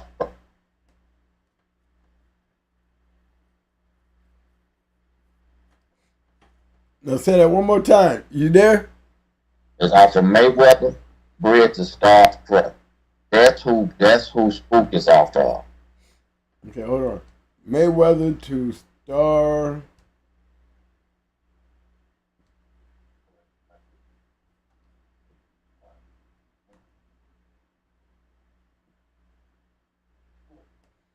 Okay, so that would be Charlie's literary brother then, right? Now that'd be yeah.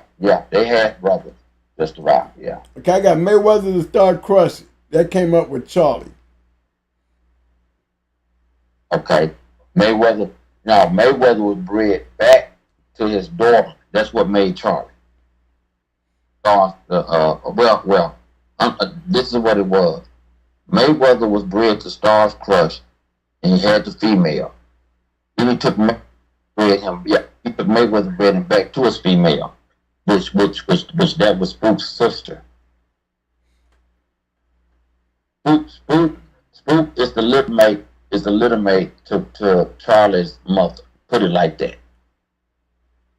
Okay. Charlie's mother and Spook mom, you know what I'm saying, are little mates. Okay, they ain't got them. So that would have been Boomer to Princess. Right. Right. Right. Okay, let me check Princess out right quick. Okay, Stars Crush, yep. But no siblings. No Spook though. No, his name is something else. I think it's Michael or something. But okay. On the paperwork, we call him Spook because he's spooky. But on his paperwork, it's Michael something. It's something else. But that's how he's bred. Oh, okay.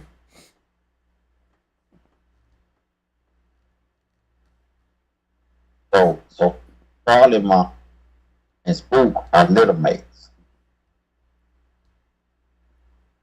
So Charlie's mom, who was Crush, right? Right. Is litter mates to Spook. That's okay, right. Okay, so Crush and Spook were litter mates. That's right. Okay.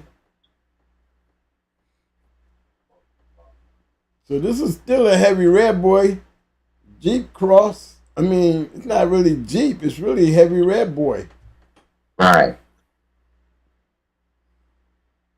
Well, now I'm finna start crossing all this with the alligator stuff. Now, where's the ice cream coming in at? As what? As far as the breeding, I know you had that grand champion ice cream dog. I know you said something about it, and that's why I was asking. Oh no, it's just that right there is my main stuff. I want to tighten it up. I always tighten it up, then I go out. Right. So you taking this red boy stuff, taking it to what alligator dog? Well, basically, I'm gonna tighten it up a little more with the dogs that's also in my red boy carving. Those females that I have, I'm finna start taking that to the nigga stuff. Well, what nigga stuff you using? I ain't seen none of that on here yet. Nope. I'll send it to you later. I got some nigga stuff down in Mississippi. I sent down there years ago. I got a female down there that's out of some pure nigga stuff, bred to Marcus pure carver stuff. And I'm gonna get that female back up here. When I get that female back up here, I'm gonna breed Charlie to that female. Soon as she come in here, I'm gonna ship her back up, or ship her up here. When she's out with brother, sister, she's the cross was pure alligator. It was pure alligator with some of Marcus Carver stuff. Then I took a brother, sister out of there and bred them back together that they got. And I'm gonna take that female and breed that female back to Charlie. Okay. So it's gonna be that honey bunch of stuff that's down off of Mayweather and the Red Boy stuff. It's gonna be bred to some inbred nigger and carver stuff. Old carver stuff. Because the old carver stuff I got, it comes down off of Marcus Badman stuff. I've been dealing with him since the 80s. Oh yeah? Okay. Yeah. Yeah. The Marcus stuff come down off of Goodnight. Goodnight was the little mate, the chorus, Betty Joe. Corey Betty Joe? Okay. Then he took Goodnight and bred Goodnight to Bad News Bell when he bought Bad News Bell. And that's what made that line of dogs that he started using. All that carver, all that bobtail stuff. It's all pure tubular stuff with that bobtail stuff. They have bobtails? Yep. How do you get the bobtail, man? They was cutting their tails off, man? I don't know what happened when they had that stuff. That's just what it was called. I guess so. Okay, I got Corey Betty Joe up here now. 2-time winner, 1-time loser. Let's see. She lost game to a badass bitch at 41, which had a 4-pound pull in an hour and 51. Right. I saw her go the first time in Louisiana. He pushed 3 pounds. He told my daddy to bet on this bitch. He said this bitch can do everything. They put the other 2-time winner up there and outweighed him by 3 pounds. Corey said, I can't do it. I can't do it. That's just too much. I've messed up. They gave him all kind of odds. When he got all them odds, they turned Betty Joe loose. I was down there with me, my dad, and Two-Bree. Two-Bree was the guy we got our nigga dogs from. In 15 minutes, that 2-time winner jumped the pit, jumped between my dad and Two-Bree, and jumped up out of there. Against Betty Joe? Yep. Because Betty Joe, she's the mama of the BB Red and Banjo in there. Right. That's right. That's right. Okay. And Corey kept doing that, and it caught up with it. Mm-hmm. Going uphill? Going uphill, yeah. Yeah. He lost Betty Joe that night. He lost her that night, too. Yeah. Yeah. Real good. So. It was the time now. Oh, man. They went an hour and 51. Yeah. But that's the stuff I just called to talk a little bit about them cold dogs that I laugh at folks when they talk about them cold dogs. You know what I'm saying? Mm-hmm. Yeah, okay. I just go ahead on and agree. Yeah, you're right. Yeah. Well, I did a show on cold bitches and showed them how many, and you was part of that show because I had your female up there. But I showed them a lot of great producing bitches that was cold. That's right. You know, some major lines of dogs coming by way of cold bitches. And males too. Now males. I bred the male, the bitch that I bred, the dog I bred to, the carver dog I got from Marcus. He was a cold inbred alligator dog. Everything out of him go dog. The few we got, Marcus gave them to me. And I made that breeding with his carver dog. Everything out of him is good. The guys down in Mississippi got them.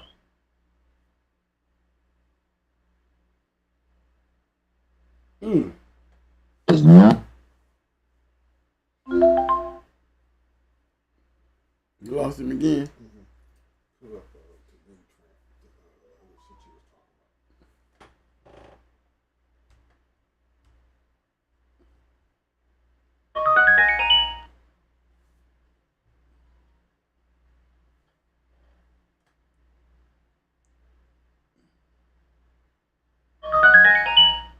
Yeah, I'm calling.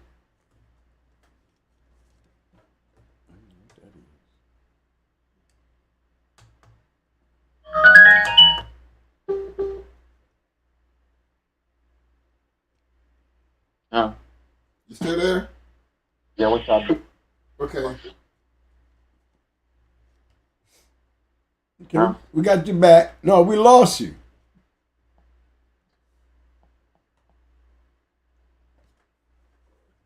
You there?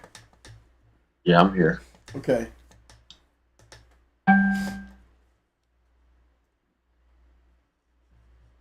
Okay, go ahead. No, I just come in to give y'all that about the old dogs.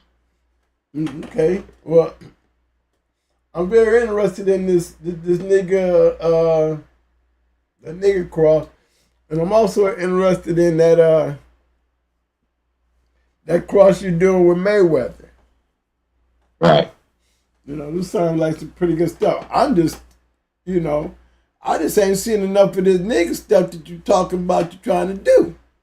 You gotta give me some fill in. I done seen everything but the nigga stuff. That's because now ain't a lot of people got the real nigga stuff no more. Mm-hmm. They used to. Right. Texas used to have it quite a bit. Louisiana, the Curry, Tom and his brother Curry, Mr. Plummer, and Baddendorf, and all them guys is not out there anymore. But what I got from Hammer's nephew, I know it's right. Yeah, you're gonna find that pedigree and send it to me so I can juice it up. Let me see what it's looking like. And when I see this pedigree, you're gonna fall out when you go through it. This dog is scientifically bred. Wow. He got almost every dog in his pedigree there was ever a dog in the dog game. And it goes back to nigga, the alligator. Yeah, but he got a lot of alligator in it. Now, did it get crossed with the carver? I had to send it to. I can't explain it to you. Okay. I have to send it. Once I send it to you and you look at it, then you go call me back and be telling me about it. Okay. Well, that was good information. I'm surprised you got that pit stop in that old Salmon Arab Red Boy stuff up in here, man. It was given to me. Yeah, it was given to me. When you get done using it, keep it moving. I said when you get done using it, man, I would have to. I like to see it bred to some nice stuff like that old Gardner Trout Red Boy dog. That stuff right there. Crossing it with some of that carver stuff. Yeah. You know what I mean? Yeah. You know who I'm talking about too. Yeah, I told you to come. All you gotta do is come down. When I call you, come down here and pick it up. Okay. You know what I'm talking about though, right? Mm-hmm. Okay. I'd like to see that. Yep. You can get it. I don't know. You can get it quicker than I can. What you mean? Shit, I'd definitely come and grab her and take her up there to get it done though. But that's the man. I'm interested in that. I like to see the alligator stuff because that's a new one for me. Man, listen. I can't explain it to you. You have to see it. But if it hit right, it's just. I mean, look at where. And this was back in the day, man, when there was a lot of still old dog men out there that was hard to whip. Yes, sir. And when I made that Jeep nigger cross, man, you got to understand, 17 wins in 1 litter. Oh yeah, I mean they wrote about it. I'm pretty sure a lot of people didn't know there was some black guys that was doing that. No, they thought we was white guys. People thought we were white. And when I did that, when we did that, several of those dogs we won around here locally. We put them down at 18 months old and won with them. And then after that, we went out on the circuit with them. Mm-hmm. I made David Tan pay forfeit. Then I met Larry Cohn. Then I started crossing the stuff to the stuff that was out of his a champion H dog. You know what I'm saying? Yeah, I know. And then Larry couldn't keep his mouth shut. Then I went, How long you and Larry been knowing each other? Cause I noticed y'all showed up at the Barracuda match down there, rubbing elbows. Since the 80s, man. Carlos introduced me, man, into when did me and you meet? In the 90s? Early 90s, yeah. Okay. Me and Combs met in the late 80s. Okay. Yeah. We bred the ace like in 92, 93. Right. Yeah. That's when I met him. Yeah. He cool old dude. Then I seen him up there at the Barracuda match and seeing y'all rubbing elbows. I didn't know he knew Larry, Super Nat. Yeah, man. Super Nat said it. Was the David Tat that sent you the dog? Sent him the dog, and he sent it to you. How did that come about? Which one? The one that y'all went in the Barracuda with. Oh, Carl Cruz, the dog from Carl Cruz. Yeah, Carl Cruz, right. Now, did he send it to Super Nat or did he send it to you? No, they sent them to me. Oh, okay. No, we had bought. I had to get some more Red Boy then. So I infused the stuff off of Cruz Rocket back into my Red Boy stuff. Mm-hmm. So, and to go back to keep making the Jeep nigga Red Boy or that, I kept that going. Oh. But that at that time, yeah. That dog was Soldier. I had another one called Apollo 13 that we was breeding. Then I had a female that was off of Cruz Rocky, bred back to one of his daughters. So I'm pretty sure that means that you picked the referee. I'm pretty sure of that. You said what twin? I know you picked the referee that night. No, I did. You know what? It don't matter, bro, about the referee because you can only call it one way if you're right. Exactly, bro. What I was saying was when I saw Super Nat refereeing the show, right? Yeah. And I noticed that you and him was like pretty cool. I was like, well, I wanted the Florida boys. These Florida boys didn't even know who Super Nat is. So there's no way that I know that they picked Super Nat as no referee. I know you had something to do with that part. No, we both. I know y'all agreed to it, but who brought up Super Nat name? You or them? I don't remember. Yeah, okay. Yeah. Okay. All right. I remember. Yeah. I remember. I think you threw that name in the hat. And everybody around you got Brian Bailey and everybody around you, everybody agreed to that. Right. Because he was a good referee. I'm not taking nothing away from him. Yeah. I'm just saying, that was, you know, you had an A1 referee in that match. You know? Yeah. You wanted somebody real reputable. Yes, he was very reputable. That's my point. Yeah, but they didn't know the story behind it. Right. You know, because there's no way in the world that they knew who Supernat was. I know a lot of guys know him, but you have to be old school to know Supernat. That's right. A lot of guys don't know who Supernat is. They don't know that Supernat's a bad boy in that box. Yeah. He's definitely not an easy task.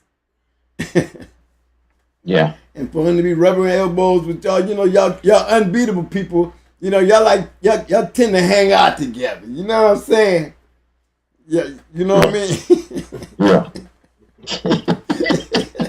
So you ain't really stepping up saying much about that. But I know them boys didn't know who Supernat was. I was surprised to see him refereeing, and I was like, man, I put it together because I seen y'all rubbing elbows beforehand, and I'm like, y'all doing a whole lot of kiki and cacaing over there.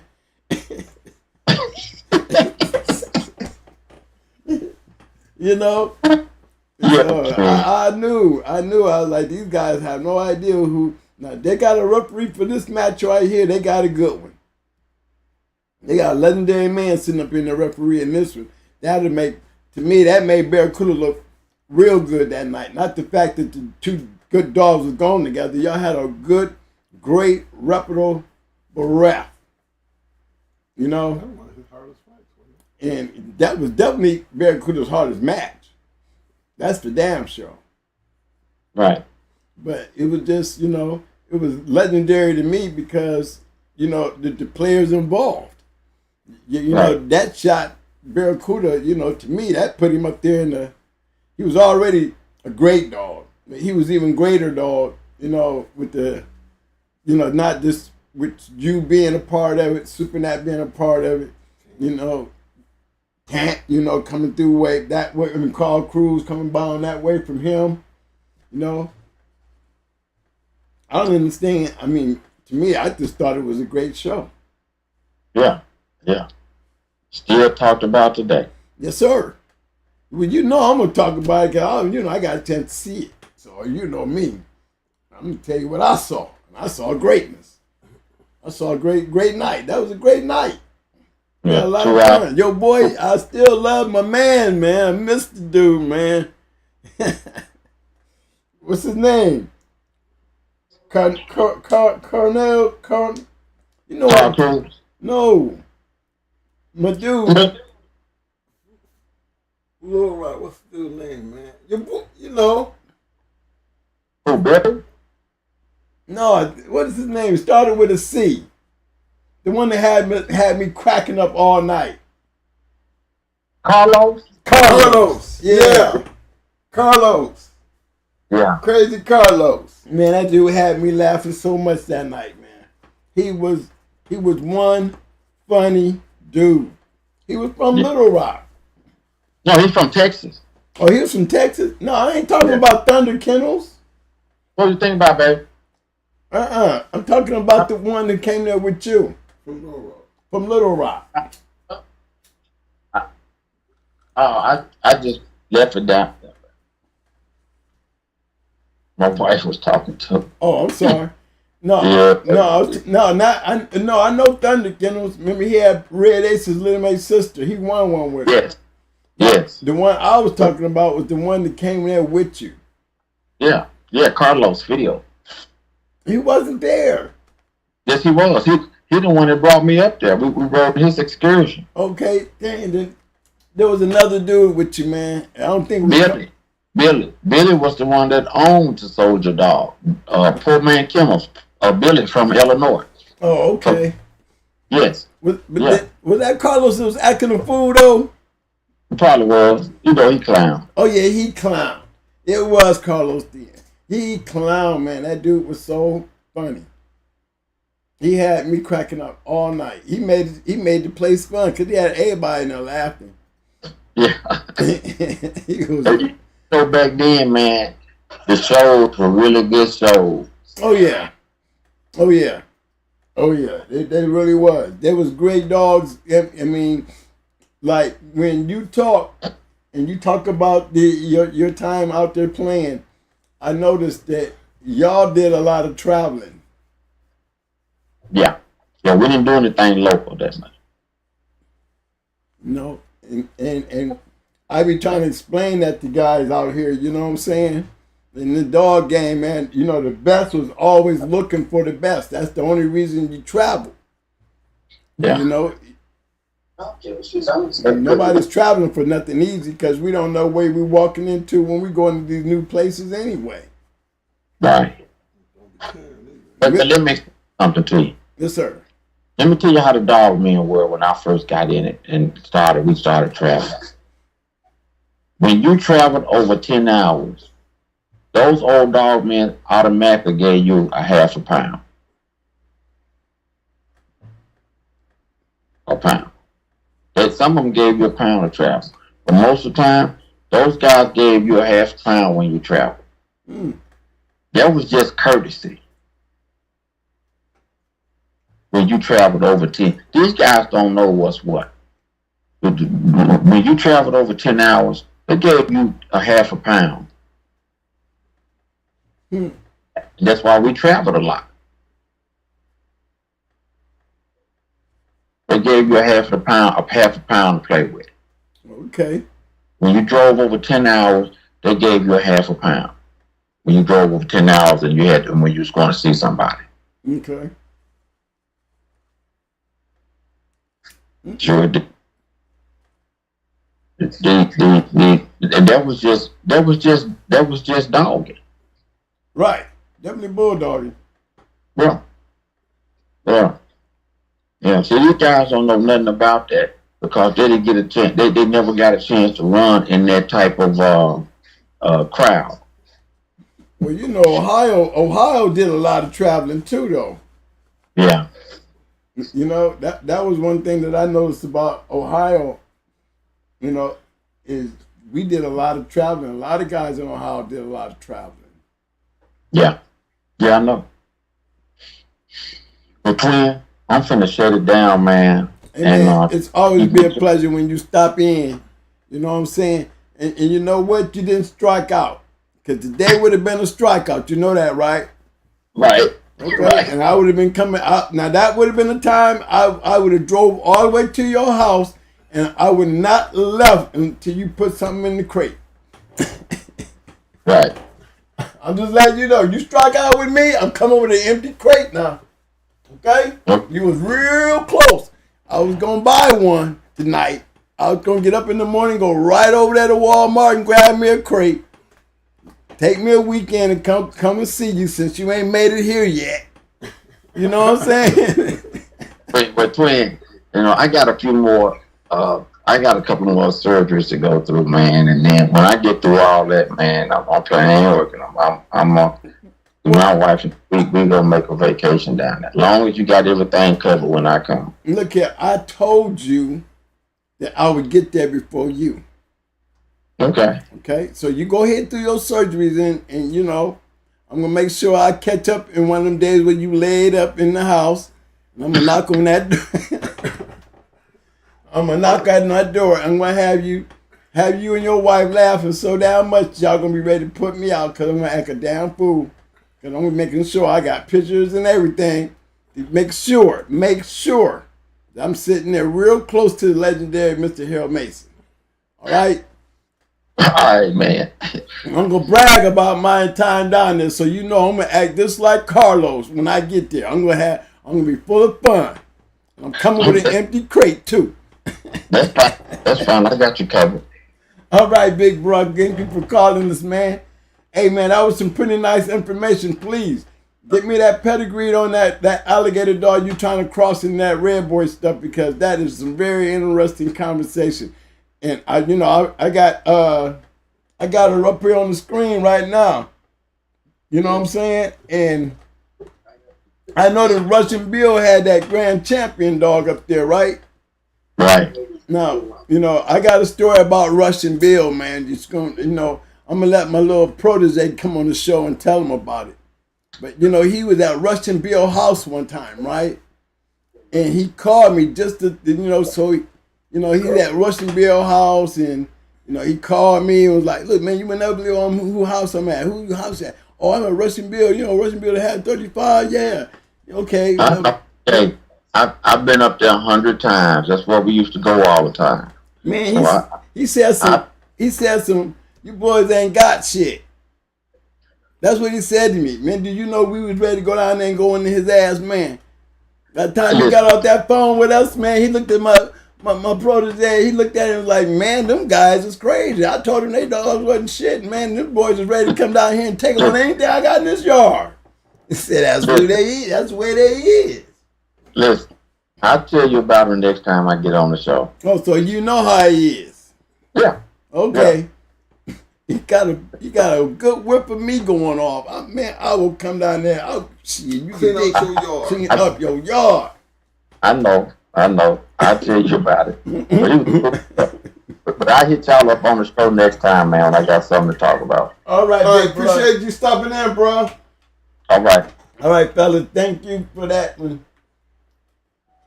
Hey, that was a good one right there, fellas. That was a good one. Mr. Harold Mason. Mr. Harold Mason. M.M.M. Yeah, he be popping out. You can tell he be in the background just listening. You know he be listening. I was like, man, we did the Cold Dogs weeks ago.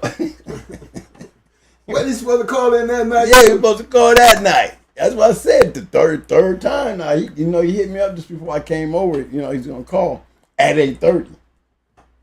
But yeah, that's a good one there. I mean, I really like, you know, this reading right here give you something to think about though.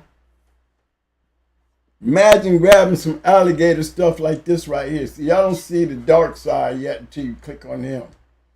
Then you get a chance to see the full view. You know what I mean? That's the full view. Don't know too much about this one right here except for she's a winner. That's good enough. You know what I mean? So I can understand why he would take his champion bitch, into this alligator stuff. But that's a pretty nice alligator cross to see if it'll work with some Red Boy. I think it would.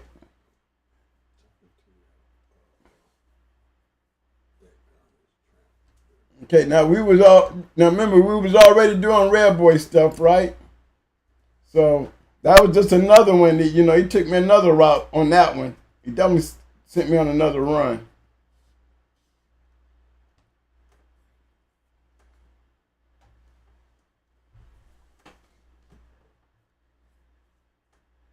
See, here's another run. I was talking about, you know, remember I had called M.M.M's up? Now I'm going in there with Town Garden stuff. Remember this Red Boy line of dogs. I got you, Mike. It's just all this Red Boy at the bottom too. You know, remember we did say Cunningham stuff. Remember he took us on Samuel Arab stuff. Not the same. Let's see if I can find him again. There you go. 2 different boomers, just to make sure y'all knew that. Hunter Red stuff.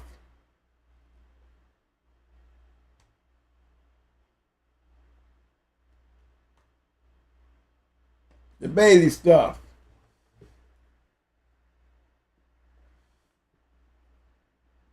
You know, he had a Little May brother.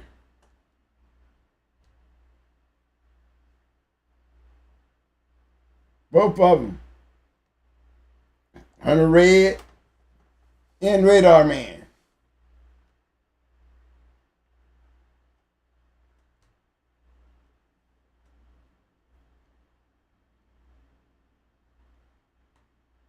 Looking like Whistler, don't he, man?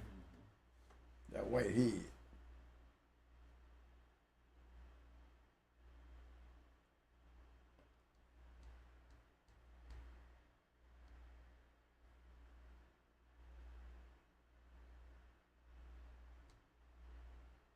Two great producing males right there.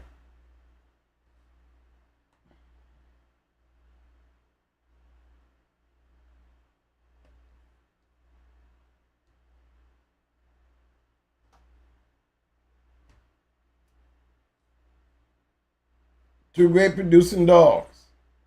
Red Boy. I didn't even get a chance to play in the Fletcher Shaver stuff. Pages though.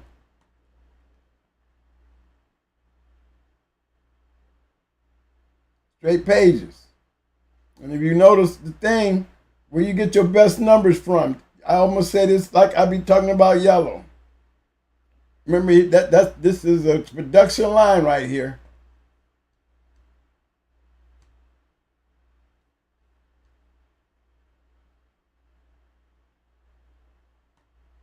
Betty is a full sister to Kennels, champion Becky, champion Doris, and champion BA. BNA.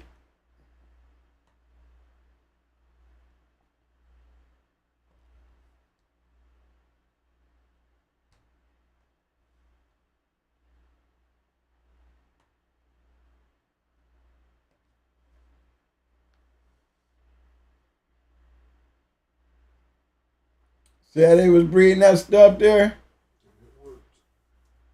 ROMs, gonna get you.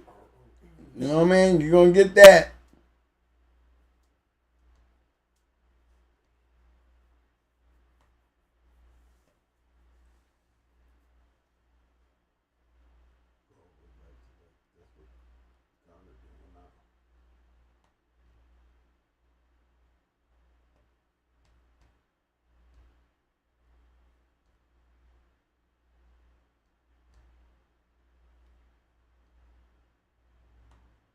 See all that bullet? That's what made that shit dangerous. You gotta watch that bullet. Remember we talked about that several shows, you know, I was talking about that champion bullet dog. And how you'll see him pop up in a lot of great dogs' pedigrees back there.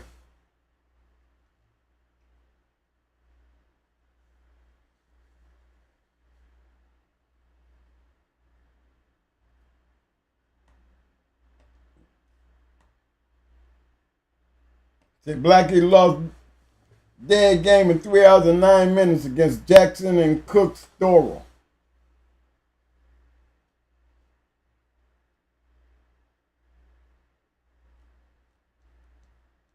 Oh, Mr. Bullet. Look at old Locklear down in there.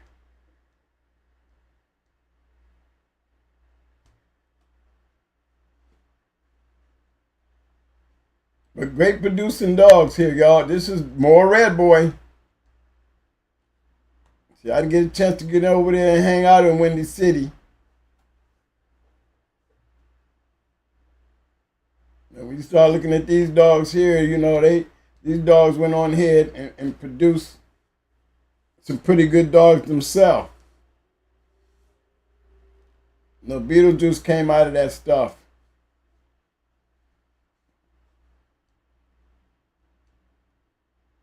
More Red Boy. I'm trying to get back to where I was on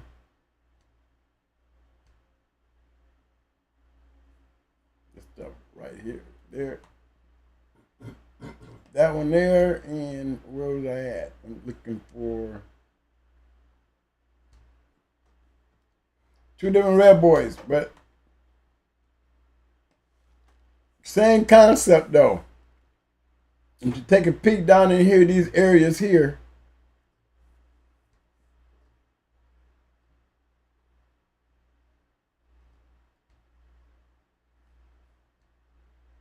you're going to see that. You're going to find Arts Missy down in there. You know you're going to see Arts Missy down in there. Can't be there. She ain't had no other choice but to be there. There's Snooty there.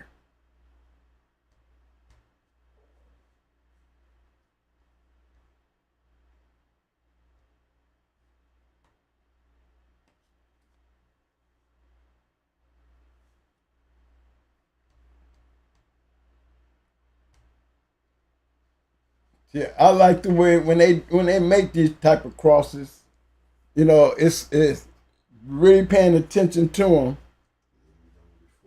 you know, they done this. See, you got Chinaman, Chinaman, Chinaman, Chinaman.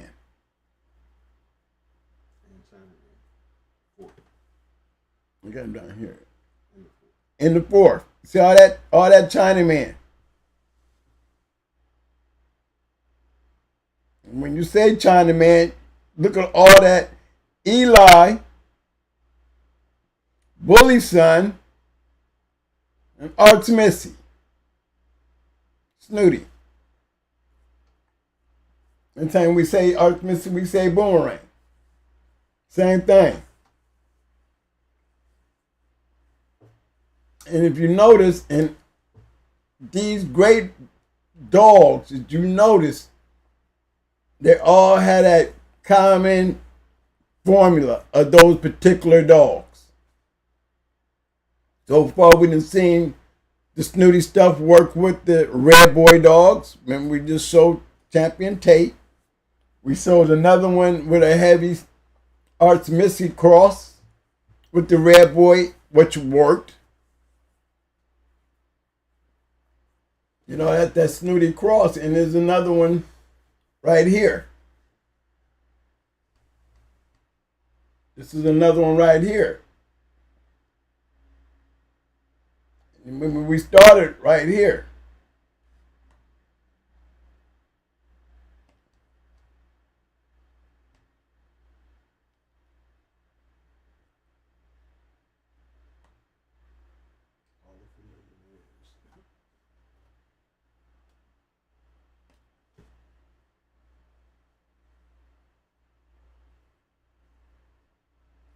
And you see that cross right there at the bottom.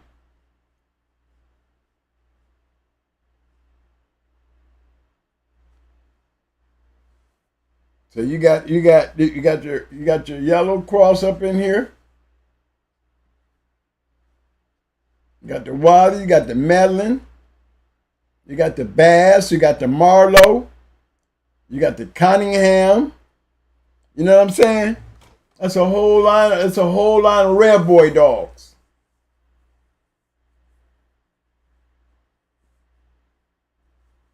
Whole line. And then there's no doubt when we look at Champion Tate and see how Carl Mills is breeding his Red Boy stuff, you see the same lineup. You know, it's the same thing as adding. When you add like this bottom here, it's almost like you adding the same thing to create a tab in them. Still a Red Boy, Eli cross. And if you're picking up on things like that, guys, you remember, without these type of references, how are you to know? Back in the day, we had records on all this stuff here. See, this is all y'all, to y'all, this is history. To us, it's like looking at a racing form at a horse race. Because we're seeing the activity. We're seeing all this activity. We have journals that keep us up to date on all this activity that's going on. Without it, you know what I'm saying? Y'all wouldn't have an understanding of what these guys was doing. When you sit back and we get a chance to see the progress as it was being done. Now we're looking at it, the end results. But back in the day, we had a chance to see it while it was being done. You know, and like I was saying before, you know, it is a formula to this. You know, again, why do all great dogs seem to be bred good? If we was doing a percentage-wise, we would be up in the 95% range, where all great dogs that we talk about on this show, and they be good dogs, we always bring in that one word, formula. If you can understand by paying attention to the greatness. Because as the years go, all this starts going away. Because a lot of it won't make it up to the front.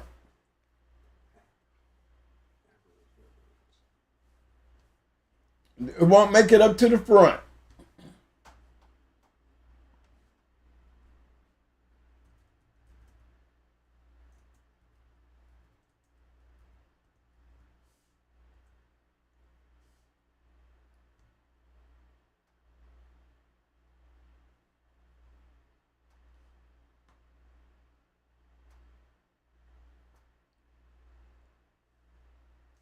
Another heavy red boy dog. That's one of ours.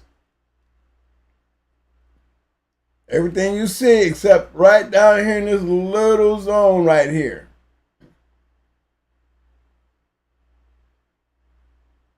But you know, you'll see it right here again.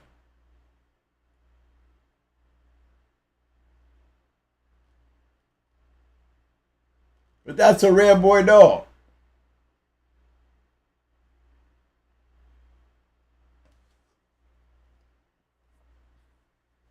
Heavy red boy.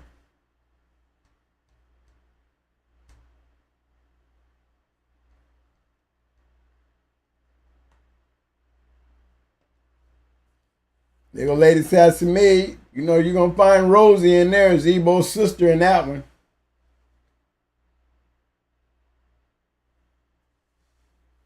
But that's Heavy Red Boy. Or Fletcher Shavers. Katie Marlowe. Fletcher Shavers. Bass. Mims. Cunningham. Sammy the Arab. All capitalized on Red Boy. Now you can throw Mike in there from Deep South, from Hardcore. You can even throw Stone City. You know, they was crossing. They Red Boy crosses. We crossed our Red Boy. We crossed Pretty Mama into our Yellow Buck stuff when we got good results. You know, our yellow stuff. So again, look at the pedigrees. You want gameness, you're gonna get gameness.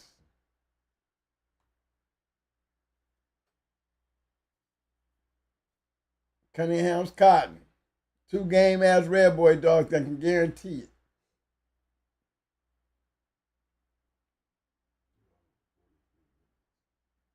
Guarantee it.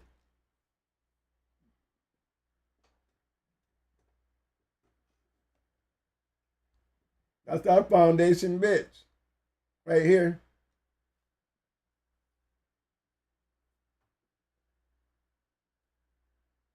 We basically did what everybody else was doing.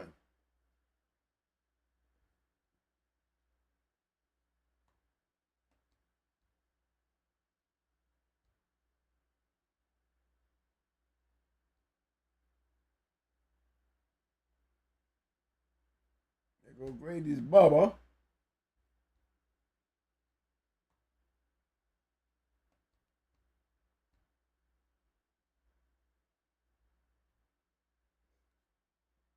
Yep, the LA Louisiana Combine boys, they had a lot of this stuff too. Oh, Levi. Yo, Scary Mary.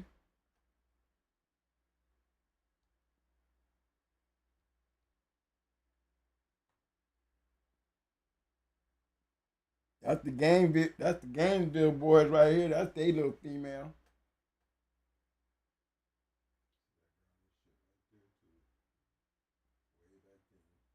Even back then, you see that gun stuff sneaking up in there.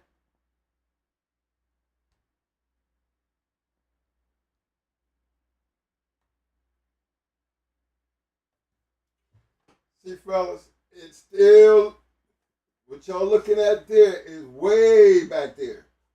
Yes, sir. We're still doing the same thing that y'all see now, and still, you should still get the same results.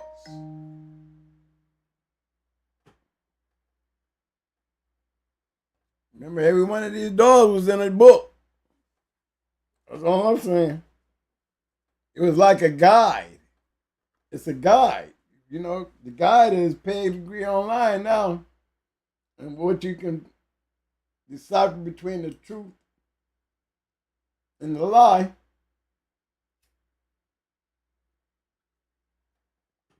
But we recognize a lot of these dogs from the past because these are dogs of the past. You know what I'm saying?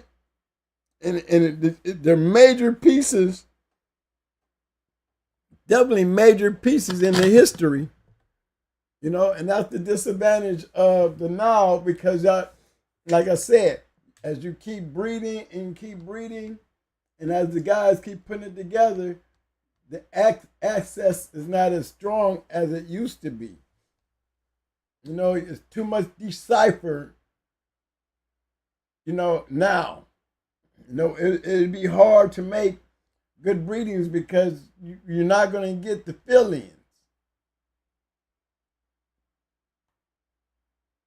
See, this is a clean pedigree. You don't see a whole bunch of different colors and different things. Everybody's got a pointed color for where they need to be except for him. But if you notice, you still see a formula there. They were breeding Jeep Red Boy back then.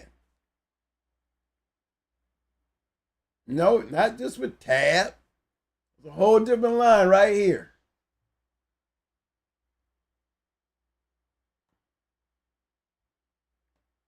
We got in the combine and they had that cool buck dog.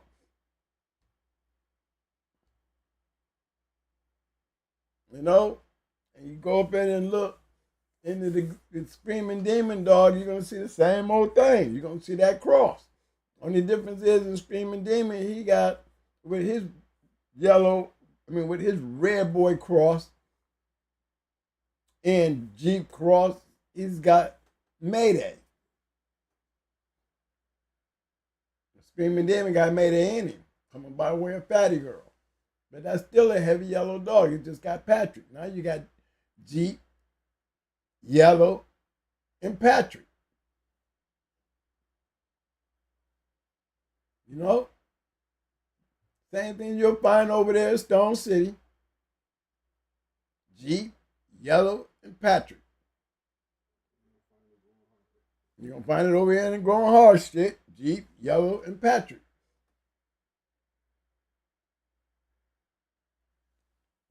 And, you know, and when we say yellow, we mean Yellow John, we mean Red Boy, we mean all that. Maybe we shouldn't keep calling it yellow and just call it Chavis. Because a lot of it was Fletcher Chavis's work and what Fletcher Chavis did. But look at all the people that used Red Boy. Look at all the people that used it. And every one of them, we know their names. Carl Mims, Fletcher Chavis, you know what I'm saying? Windy City Combine, Katie Marlowe, Old Man Bass, Mr. Jacobs, Mr. Whitley, Welly. Who did I miss? I did say Madeline, didn't I? We got Brian Bailey with Bailey's Bingo. You know,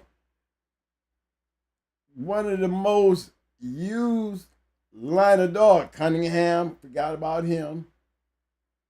You know, one of the most, Samuel Arab, you throw him on in there, he's a new one in there, you know, thanks to Mr. Mason.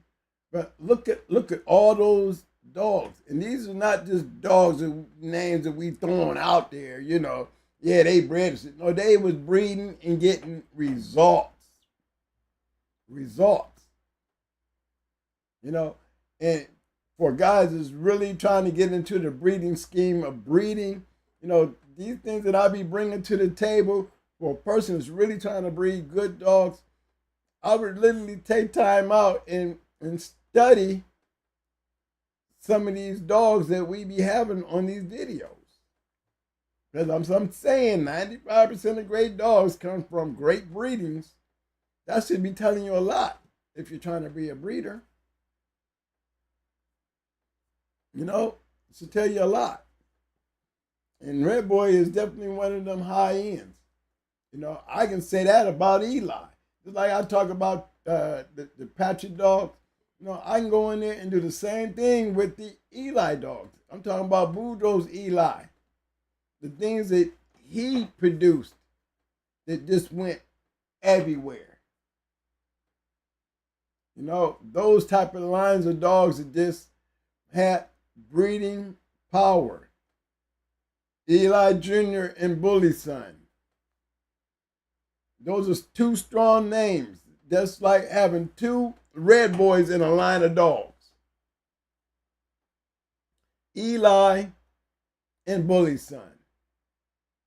I can take them two dogs right there and do the same thing that we did with Red Boy. Mm-hmm.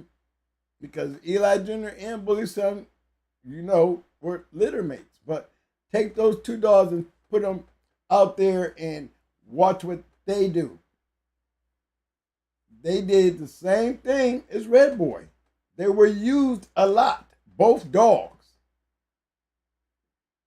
And you'll find both dogs in great dogs' pedigree. You know, so when we say things about Eli, and then we got to go, who's our connecting factor and all that? It's still going to be Boudreaux's Eli. You know? And like we did with Patrick. We did with Red Boy. And, you know, we can get into Eli next. You know, and there's just so many more outside of this Eli Jr. and Bully Son. You know, there's a couple of them dogs that just all were able to just branch out. And one of the main ones would be Jeep. And the way we can talk about Jeep, you know, we can just still say the same thing. We knew that the Red Boy Jeep cross would work long before it ever was done because it was being done before him. You know what I'm saying? COLBY goes back to Red Boy. So it wasn't a 50-50 cross. Okay? That's the key. So when we talk about those great dogs by way of Tab and the dogs that, not just Tab, because they had other Red Boy Eli crosses too. It wasn't just Tab alone. There's other dogs out there that's got a little of that Eli and Red Boy in it that produce maybe not as powerful as Tab was, because Tab was bred so many times, but they carried their own as far as their genetic strain of Red Boy COLBY cross. You know, the COLBY cross with the Eli cross. You know what I mean? They took it a lot of different directions, but it still worked. And the ones that are surprising, you know, and I pointed this out when we did the Patrick dogs. I reminded you guys, I said, you go on the ROM list. The ROM list. And you count the top 5 dogs on that list. And go look at the female list. Most great dogs got a combination of all those dogs if you wanted to have a good kennel. And I think that's where, you know, James Pope, I would have to say James Pope and my KP, I would have to say shout out to them because, you know, Pope was on to something when he said that. It's like breeding Secretariat or a great racehorse. You know, you got to keep them great racehorses together. If you can start putting them together and making them work together, you're on to something. Because greatness creates greatness. And we're talking about those top 5 dogs outside of Frisco will be match dogs. Frisco's probably the only dog up there that ain't a match dog on the males. Grand Champion buck, yellow. You know what I'm saying? Grand Champion buck, yellow and Jeep.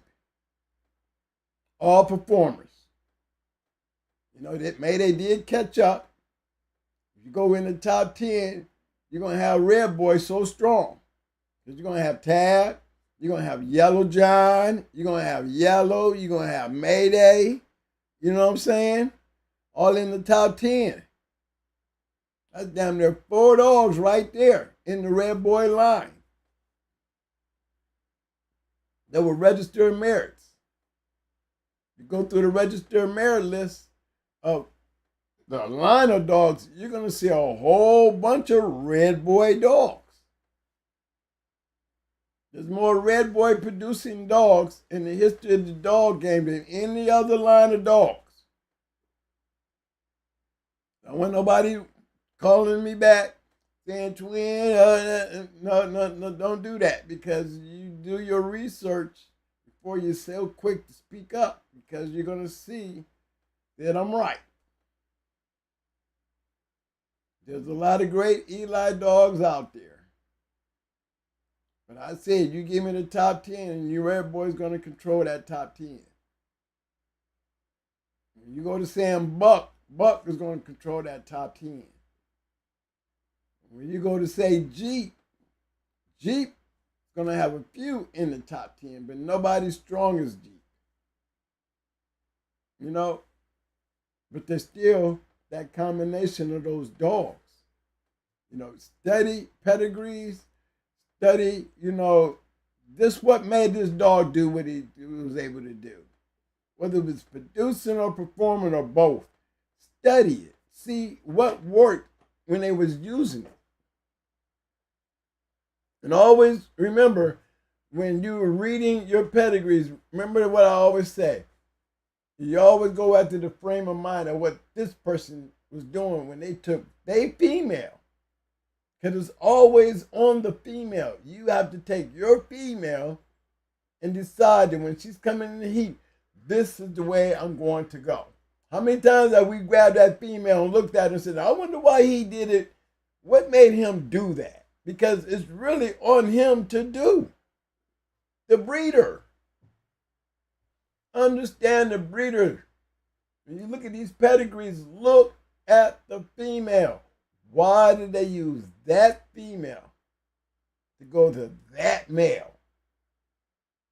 Because that's where you learn how to breed at. It's not really the overall, it's the mind frame of the person that's making the breed, the female. Anybody got any questions? Anybody got anything to say? You know, before we shut this thing down? You know, just want to make sure everybody's up on point. Want to give a big shout out to my man. Big shout out to Cecil Jackson. Big shout out to Show Nuff. Big shout out to Burning Star. Big shout out to James Jones. I see you finally made it, James. We did the show. We just brought that up. You brought that up. And we told you we were going to talk about it.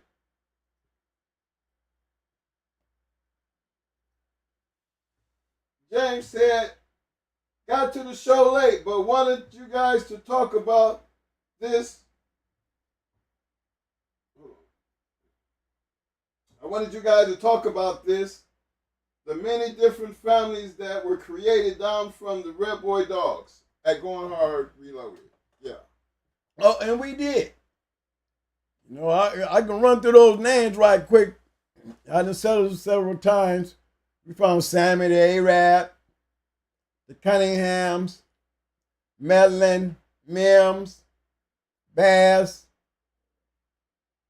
Marlowe, Chavis. Who else we got? Whitley,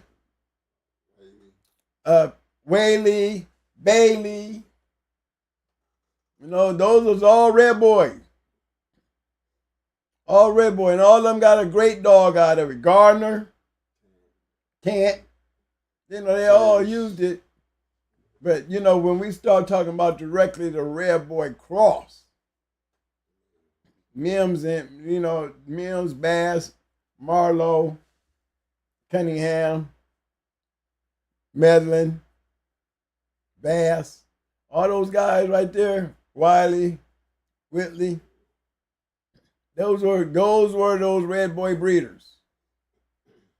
And all of them had great success with those dogs. And as you was noticing, they all ended up with that old concept somewhere down the line of crossing that red boy into that Eli. And it's still, look at the results. To me, red boy can probably go with anything.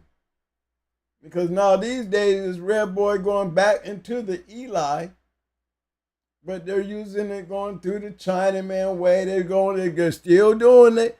You know, the same thing that created Tab in them. They're doing it in different ways, and it still works. They don't have to have Tab now. There's other dogs that's out there producing like Tab. You know? You just got to look at the breeder, because it's really the breeder's mindset, mind frame that makes those decisions of where we're going to take this bitch when she come in here. And that's how a history is made. What is the mindset of that breeder? Eric Walker said, go back to Jeep, to COLBY, that is. Okay, want to go pull up Jeep? Okay. Because Red Boy is really not what COLBY dog.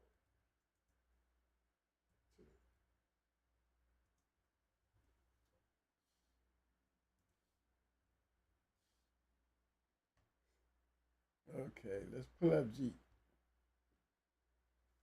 All right, fellas, there go Jeep.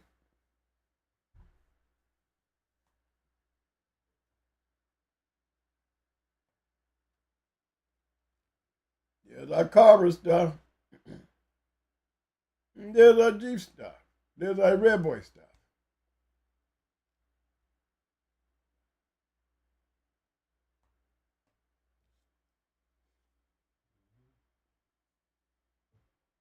See that?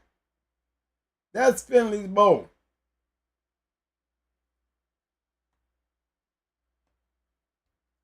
Help you. Let me just see if I can find me a Red Boy dog right back in here. So I can pull him up and take you on that ride right quick. There's Red Boy.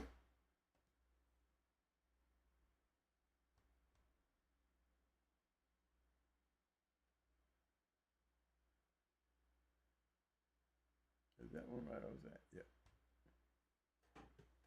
And there's Finley's bow top.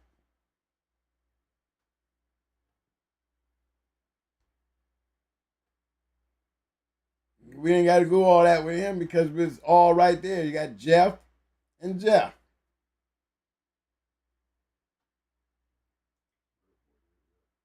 And this is Red Boy's pedigree.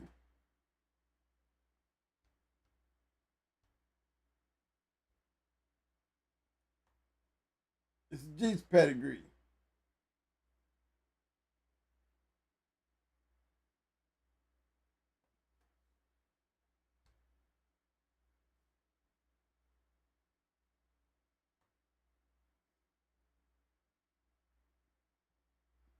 So that's just like the same little thing that created Tab. When you bred Jeep into this, you was diving into more Red Boy on top of Red Boy. And this being our out. The Eli, like I said. And she is one of the, ain't she that top bitch over there on the female side of the RM list? Up there with Awesome Baby. And you go in them pedigrees and you'll see. You'll find you'll keep on bumping into dogs like this one right here. Black Widow and Diabo. This dog right here. Heavy player in the game. You're going to keep running into all this back here. All this right here. You just keep running into it. In many different bloodlines, not just with Jeep. Not with just Jeep. The stuff was working outside of Jeep. These crosses, they was tagging into these crosses a while ago.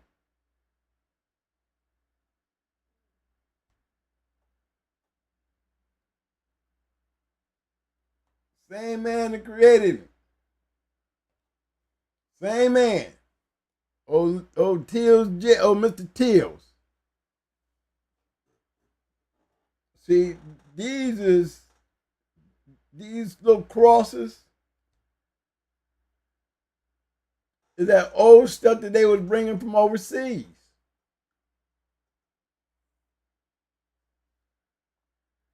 That's them.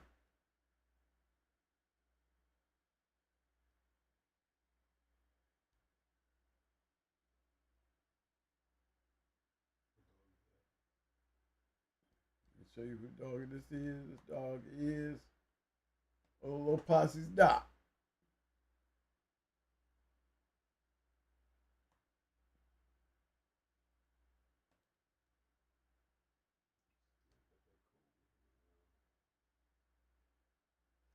Anytime you see that nebbit, see it? Anytime you see that nebbit, those are like old family red-nosed dogs. Kobe said he ain't had nothing to do with that. Right. Kobe talking about, I ain't do no Kobe dog. I don't even know Red Boy dog. Well, there's one right there. That's old family red. You know, we find nebbit in a lot of old family red-nosed dogs, but we also find rifle.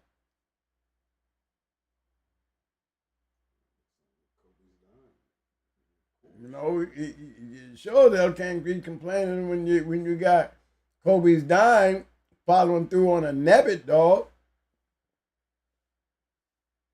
Why is that if you wasn't doing no Red Boy shit? Red Boy came down off your shit. What you mean? Damn, he was damn near a family red-nosed dog his damn self.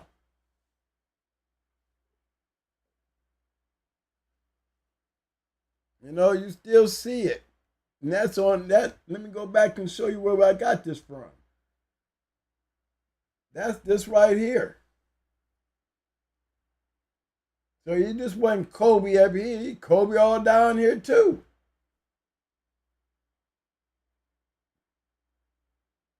So there's a reason why it worked. It was a reason why you breed Jeep to a Red Boy and you get Tab. You know, just think about it. Let's go look at Tab before I close out. One of the greatest breedings. Can't take nothing away from Hunter Red and them either now. And Red Double, because they threw some nice ones.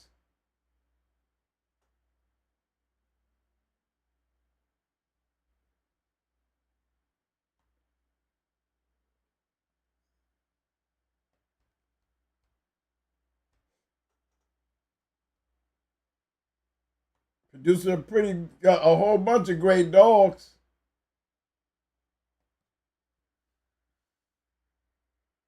A whole bunch of great dogs. But if you really look at that pedigree where we just come from, you see it clearly. Kobe, and where's our little out at? Right there. Same old thing that we would say about Yellow with Jocko. Yellow John with Jocko. Same old concept. Remember how many times when you sing that little bit, right? That little bit piece right here always seemed to be a factor. This is a carrying factor because look at all the ROMs in here. And this is a producing line. That means a genetic gene of registered merit. That means strong producing genetics. It's all in this pedigree.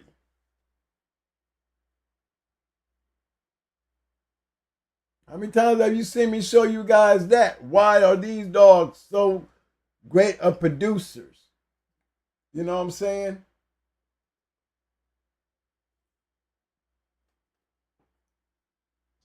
James Jones said, in all those different families would give you a little something different that separated each family. Yeah, but they gave you the most common thing that was all that they all had in common. It's the only reason that we're talking about. I guess I'll come back on the screen and say it to you. You can see it in my face. They all had something to contribute that was different, but the most important thing they all had that was in common. We wouldn't be talking about them if they wasn't shit. Period. We would not be talking about them if they wasn't shit. That's one thing they all had in common. They produce winners. They can produce winners. That's the common factor, and that's the only factor that should matter. Don't care how you got there. They all got there in the same area. Greatness. And they all carried that common issue. They could produce and win. You know, they could carry generations in many different lines, many different crosses that you could put with them. Remember, I'd be naming them. Mr. Eric Watson. What up, fam? He said, twin, is Red Boy Jocko really just Jeep Dog twin? Red Boy Jocko?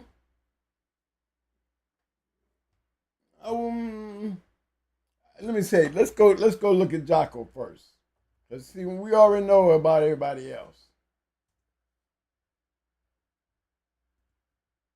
Because he's a Mayfield dog.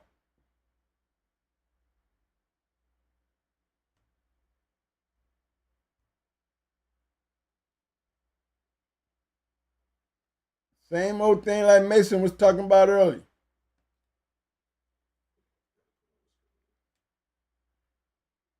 There you go. That's Jocko.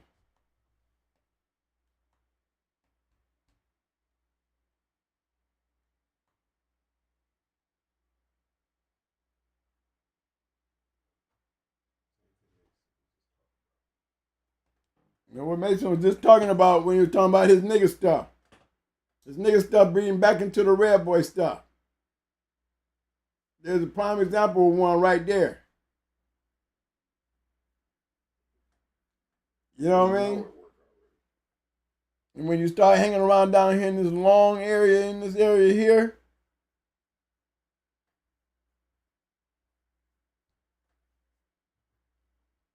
you start seeing familiar names like Snowball. You go looking for Snowball, you start running into Zebo in them. That Klaus Stabber, you start running into the damn Bolio stuff.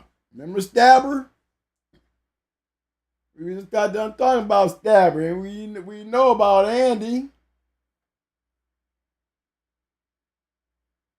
You know what I'm saying? When you go back into Yellow's pedigree, you're going to find Rosie. Lady Sassy Mead. You go in that Ace's pedigree, you're going to find Jeep and Zebo. Go in the Pretty Mama's pedigree, you're going to find Zebo in there. You're going to go in the Buck's pedigree, you're going to find Zebo there. All because of this dog right here. So there was always a common factor in all those great dogs.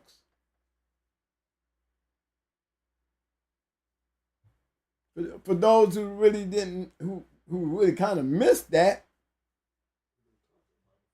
you know, I definitely goes over it a whole lot. Major names you should look for,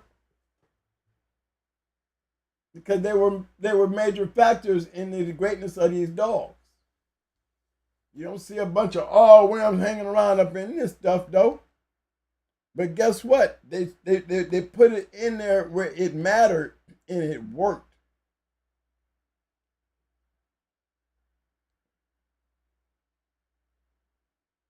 Family Red. All day.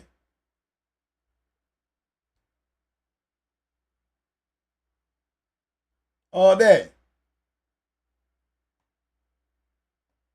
They go Centipede. All day. Remember where we at now? We over here in Jocko pedigree.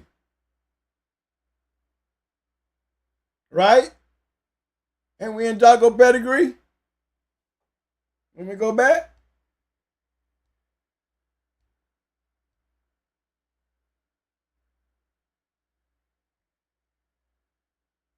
That was Jocko's pedigree. So we found the same old Family Red that we would find in Red Boy. We're finding down here in Jocko, along with a little bit of damn Zebo crosses. So when Mason was talking about crossing Red Boy and the nigga, this is what we dealing with right here. They got a nigga right there.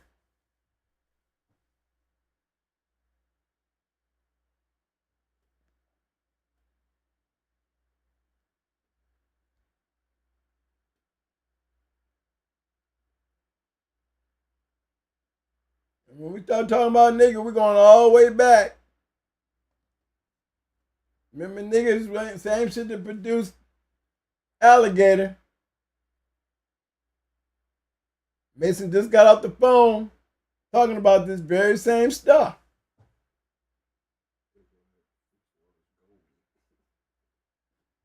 There go another connector right there. Fitzwater's Goldie. Where we gonna find Goldie at? We're gonna find it in the butt cross. Y'all catching all this? And what do you see? I said every one of them. Every one of these dogs that I talk about. If you really wanted to dig in and become a great breeder, learn this. Because they all are connected. They probably figured that out. But I can tell you now, I think a lot of this is figured out from guys having access to the information that was out there. You could not do it without the information. We wouldn't be talking about Jocko if he wasn't out there in a book as a champion.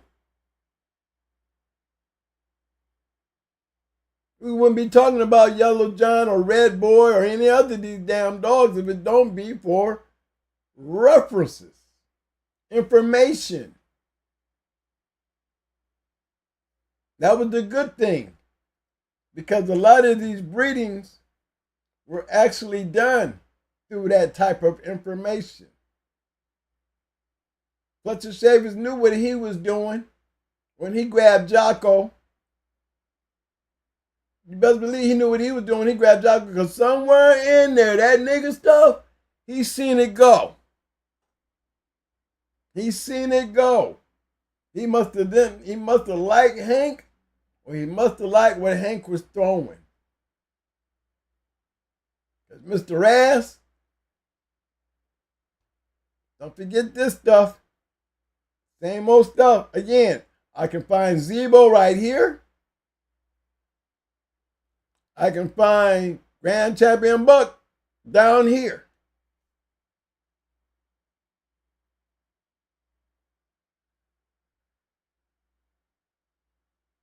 And that's a couple ways. You see it, it's all up in here. You see it all down in here. Same thing you see it all down in here. You're going to see it all up in here. Big Red.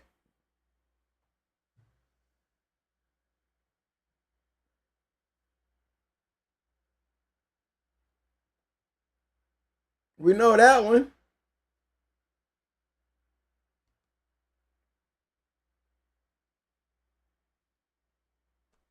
You see what I'm saying? There's always going to be some pudding in there somewhere. We find this in Eli dogs.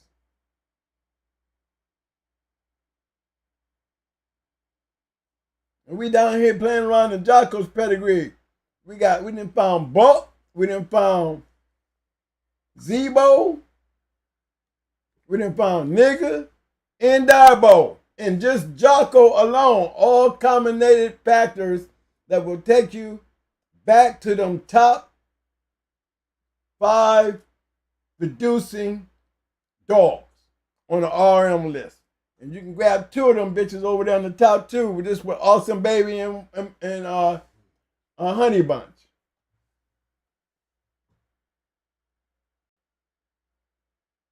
Genetics matters.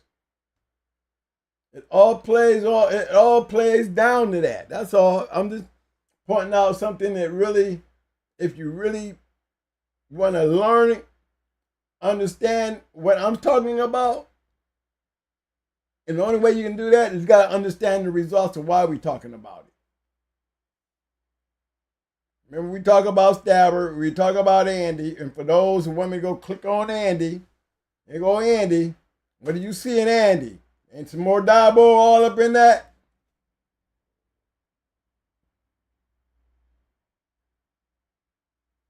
Click on Nigga. What you gonna find there? Click on Bully Son and Eli Jr. What you gonna find there?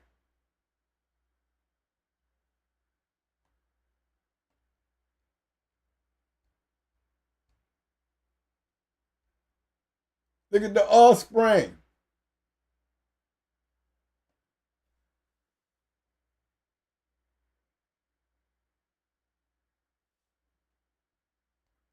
There go Rosie. There go Vindicator. There go Zebo. There go Okie. These are damn good dogs. There go Mike. These are damn good dogs right here.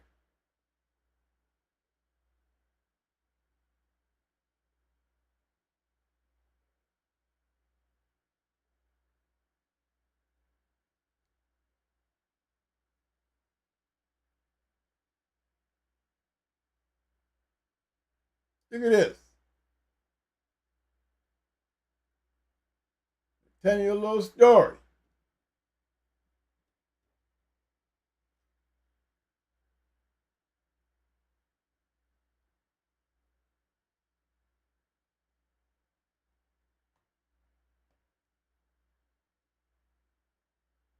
I don't know. Let me see. It was say was that Grady Cummings bought Fletcher Sabres to the yard, Lonzo Pratt Sr., and he sold these dogs to the one-armed bandit, and he sold 4 littermates, and they played a very important part in the shaping of the game, today's game for sure.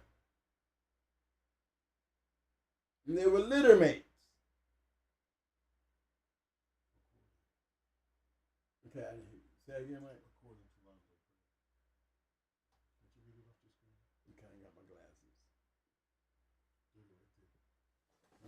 Okay, here, let me read the screen, guys.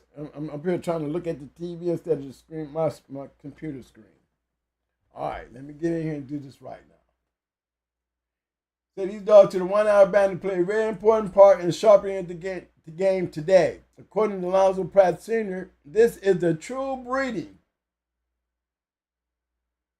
and why Fletcher Sabres sold the black dogs as unweighted stock due to the inbreeding and line breeding of Champion Jocko back into this blood, for he was the littermate to Lonzo's Jr.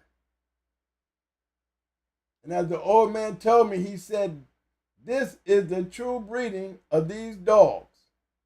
In a word, Vernon Jackson dog, Hank, was not the true sire to these dogs, for he never ever produced another litter in the colors when inbred himself. You do the math. 1977, Champion Jocko was supposed to go in the Champion Paladin around the time that the great Chinaman was born. Do you know who his true sire is? What are they trying to say, Mo? Yeah, what is they trying to say? Did you know? Look, this is like Finley's bow down here, and we remember we didn't see these crosses.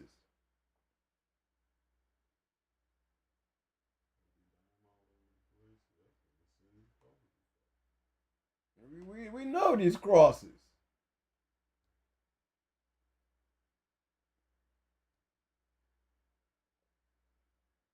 Okie. If it's Okie, then there's, these is the other side of it. Andy produced Zebo.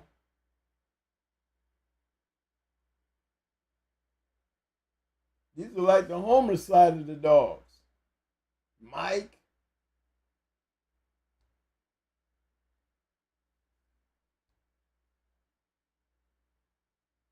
See all that? That's Okie. All great bulldogs.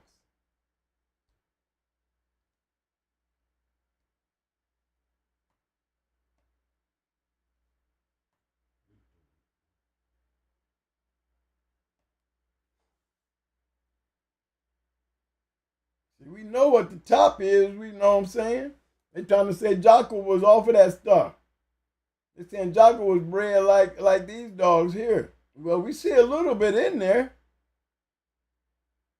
But look, we're going back into some nigga shit.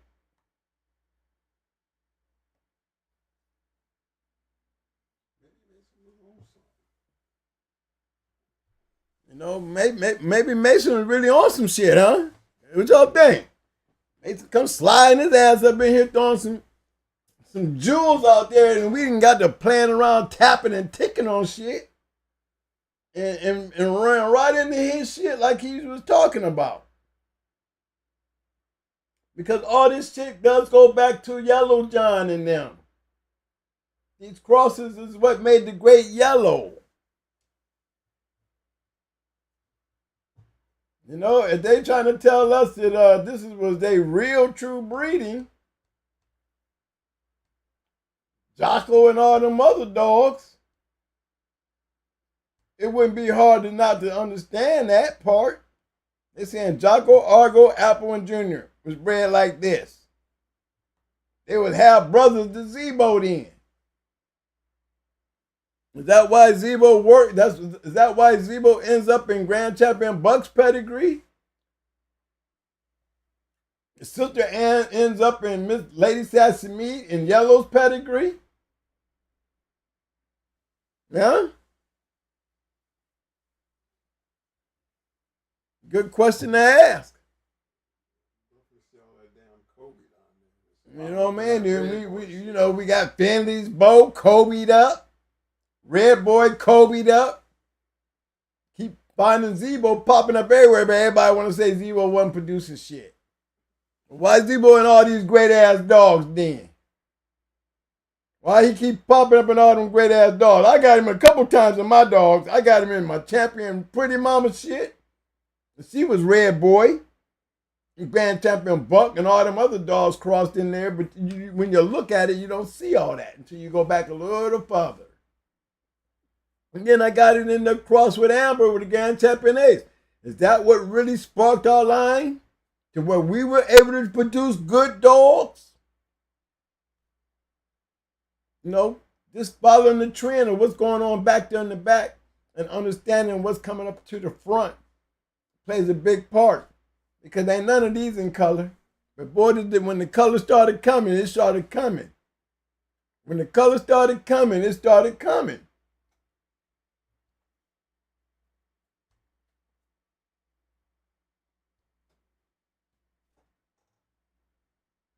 All great dogs. There go Rosie.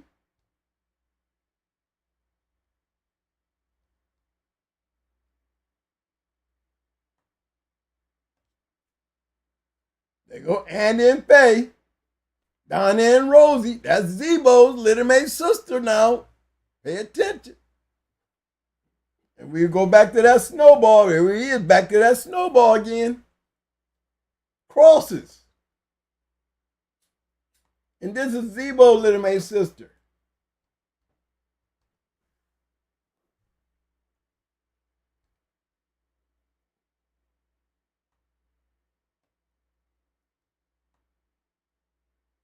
Crosses.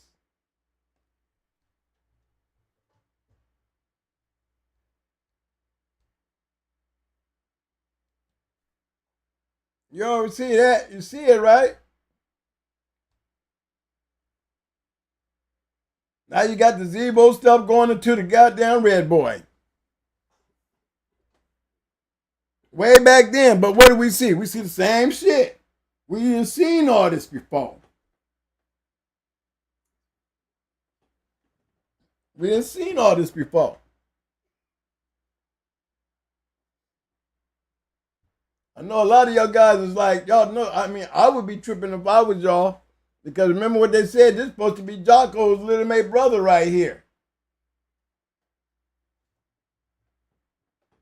That's supposed to be Jocko's little mate brother right there.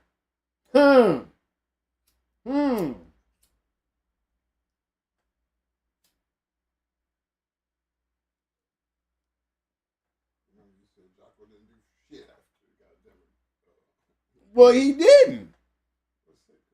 You know, I mean, I was trying to tell y'all that, you know, Jocko was not the major factor in the cross of the Yellow Dogs. You know, I might take a little bit of that back. If you're gonna say that Jocko was Junior and them's litter mate, okay? You know, and then y'all can't get mad because y'all said that Zebo wasn't producing shit. Remember how many of you Facebookers was out there acting like y'all was so quick to say Zebo didn't produce shit, or Zebo wasn't no great producer, or Zebo was this, Zebo wasn't that.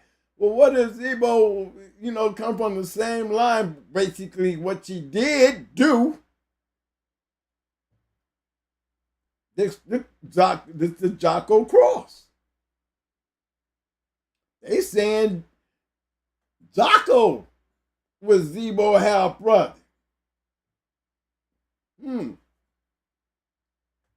Well, we know we got some Zebo in there. There go Rosie.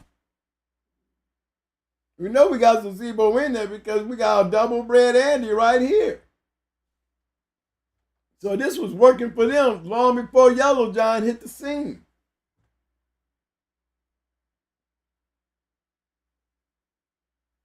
You know what I mean? But what was the major factor? I'm gonna keep on riding on this part. I ain't gonna never take me away from that part right there. The major factor. Who was the major factor? Right there. Right here. That boy right there.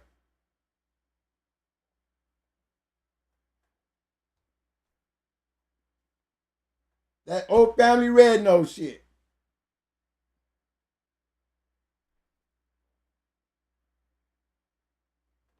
You know what I'm saying?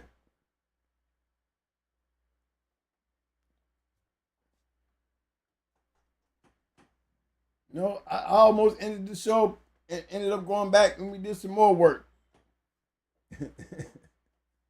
You know, and guys get a chance, you need to go back and replay some of these videos and really take a good look. Really take a good look.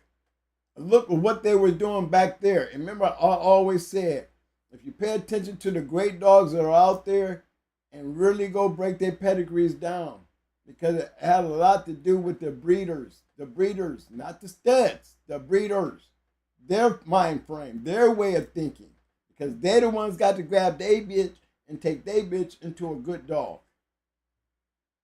For this continuation to continue, it does fall on the breeder. Understand the breeder's frame of way of thinking, understand why they did certain things, and understand key factors in these breedings. You can produce good dogs without even have to put them down. Mike, anybody else? No. We can talk about the podium. Okay. We had 119 people who participated in the poll. Thank you for everyone who participated in the poll. Remember, there was not no wrong or right answer there. We're just trying to get an idea of what everybody else thinks. Our question was, would you call Tramp's Redboy a producer of legendary status? We had 90% that said yes and 10% that said no. Do we got any 10% in the room? Do we got any 10%ers in the room before we cut off for tonight? I didn't want to know. Give me one 10%er of why he said no. This one, I didn't need one because, either, and I feel like this, the lack of knowledge is understandable. The lack of knowledge is understandable. But tonight, what I just went through, what I just tried to show you, if you don't get it yet, 10%ers, go and re-watch the video. Play the video till you get it, because the answer is there. It will change your mind because you got gaps that you're not filling in. 10%ers, listen to me. You're missing things. Too many great dogs in these lines. Go back. Play it back through.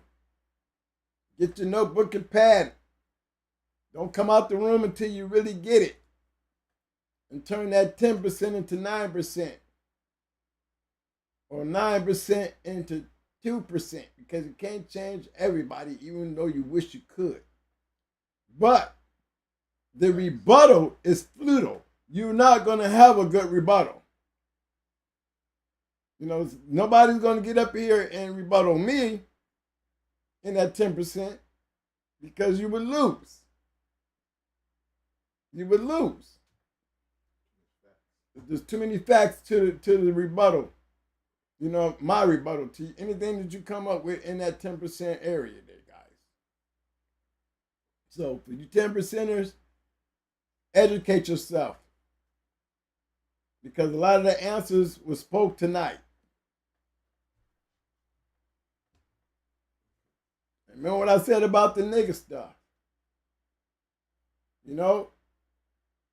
We can find them same lines of dogs ending up there in Eli and Bully Son and all that other stuff. And the thing about it, they all had a characteristic, man, that showed they were all producers of winning and producing lines of dogs. And they all had one thing in common. At some point, they were all stuck together like you see me grabbing Yellow, Buck, Mayday, you know what I'm saying? Jeep. You see me grabbing these dogs. But you got to remember, I can't say Mayday without me saying Yellow and Buck. Because Buck's line is what created Mayday. Didn't necessarily have to be Buck. But look at all the great producers that came out of Buck.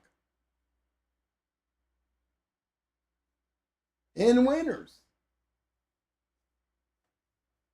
Okay, Mike. Guys, I hope y'all enjoyed this show. I hope this is when I sit down here and start breaking these pairs down. I mean, we always do have a rewind. And my man, James Jones, you might have missed it, but this is a very interesting video. Mason coming in, talking about crossing the red boy into the nigga stuff. When he said that, he took us another direction. And in that direction, we found nigga red boy crosses that was working way back then. And they all had line little breedings that they all aligned where there wasn't just 50-50 crosses either. These weren't 50-50 crosses. These were line crosses. From Jeep is a line cross from a red boy, some red boy shit. Jeep. That's why when you put Jeep with Red Boy, it's not a 50-50 cross. Because it's not. Let them know, Mo. Trying to tell them. We done spent 4 shows trying to tell them. 4 shows have been 4 shows. Might have been 5. You know what I'm saying? We done been on Boomer. We done been on. I mean, we've been on a couple on the knives, especially when it comes down to ratting off Red Boy. When we dealing with Red Boy way up here now. We way up here saying names of now. Sammy Arab, Cunningham. We see these dogs. Garner's Red Boy. You know, look at these dogs. These are dogs that we are seeing in today's pedigrees. Today's pedigrees. These are major factors. Bailey, Bingo, up. No, they got new styles. St. Benedict's Bailey. Better go check that shit out. You know, you're finding that in great dogs today. You know what I'm saying? Come on now. Do your homework. Do your research. Educate yourself. Especially when you got a teacher. The teacher's telling you what to use. I'm giving you cheat codes all over the place. Study those cheat codes and understand them because they're not going to change.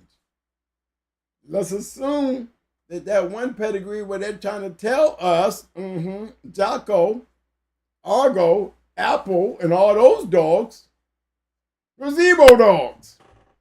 My. Well, damn. But yet we find Rosie in a Red Boy cross. That's in yellow. We find Stabber in them all over the place in Jocko. That's buck shit. And Daibo, Bully Son shit, we find him in the pedigree. We go all the way back to nigga. What? Yes. And that includes the alligator shit. All connected. There's a web that connects everything to greatness. Including Tab. Oh yeah, that's why Tab works so well. Definitely. You know, I seen on Facebook, they be going, 50-50 cross. Oh, Lord. Somebody throw a book. Take the face off, just throw the book. They don't know what they be talking about. I see that a lot. And they be really talking like they Earl Tudor sitting up there explaining it.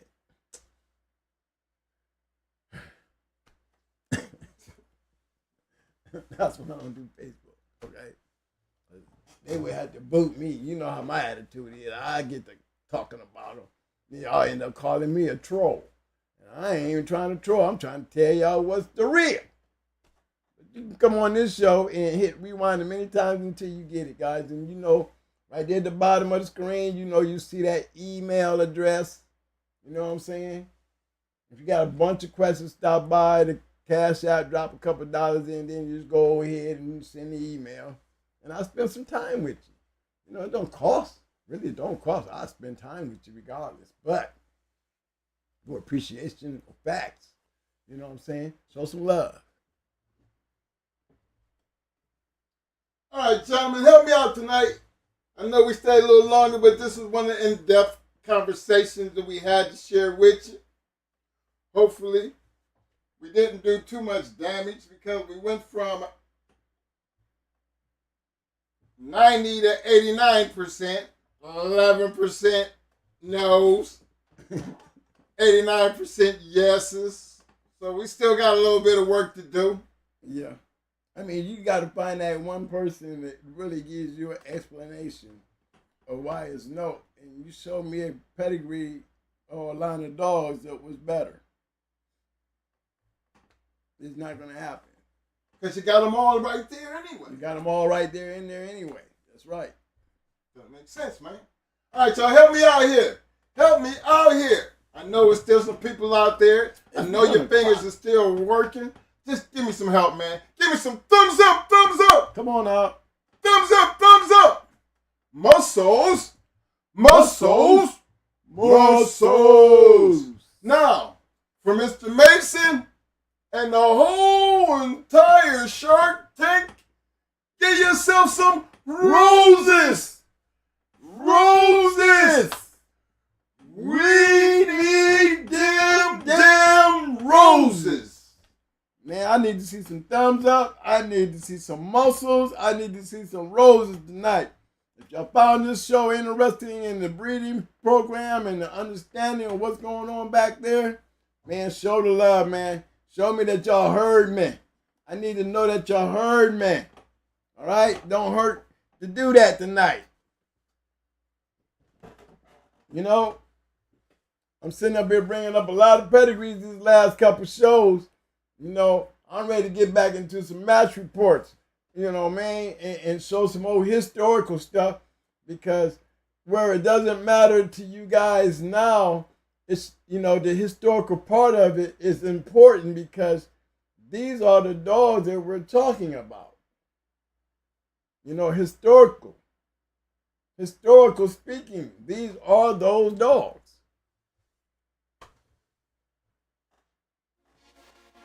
Thank y'all for coming out, man. I really appreciate y'all sitting in with me.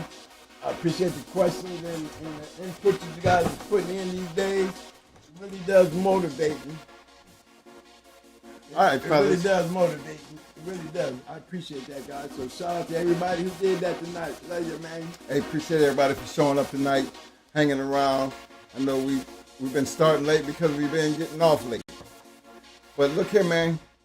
You know, we have been, you know how I started this show about your friends and everything. Trust me and believe. Keep that thought in mind as you move forward. But the biggest conversation I wanted to have tonight, we had, and I just appreciate Big Bro Mason coming through, filling us in, because like he said, he took us on a whole new path. But trying to maintain something that has already done and worked. Remember, out of his breeding, he got 17 wins out of one litter, with one loss. One loss. And yeah, they got a story about him. But these are the things that for us, we was living back in that time. So a lot of them ROMs and things that y'all see other now, we didn't have the pleasure of seeing that then because it hadn't been done yet. What we're looking at tonight is the result of all that work. So when you go back and analyze all that work in the now, we can't go back and change none of that.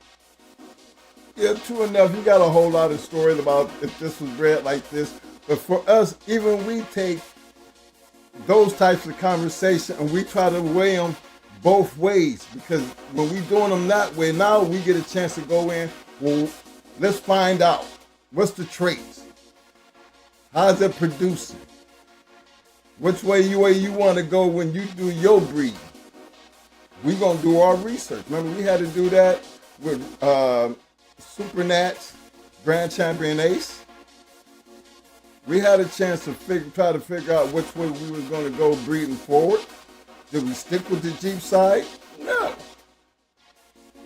No. Mo went with the Angus side. He didn't argue when people see that Charlie, but in true reality, y'all, we rolled that pedigree like it was Angus. Because that's where we got the trait from.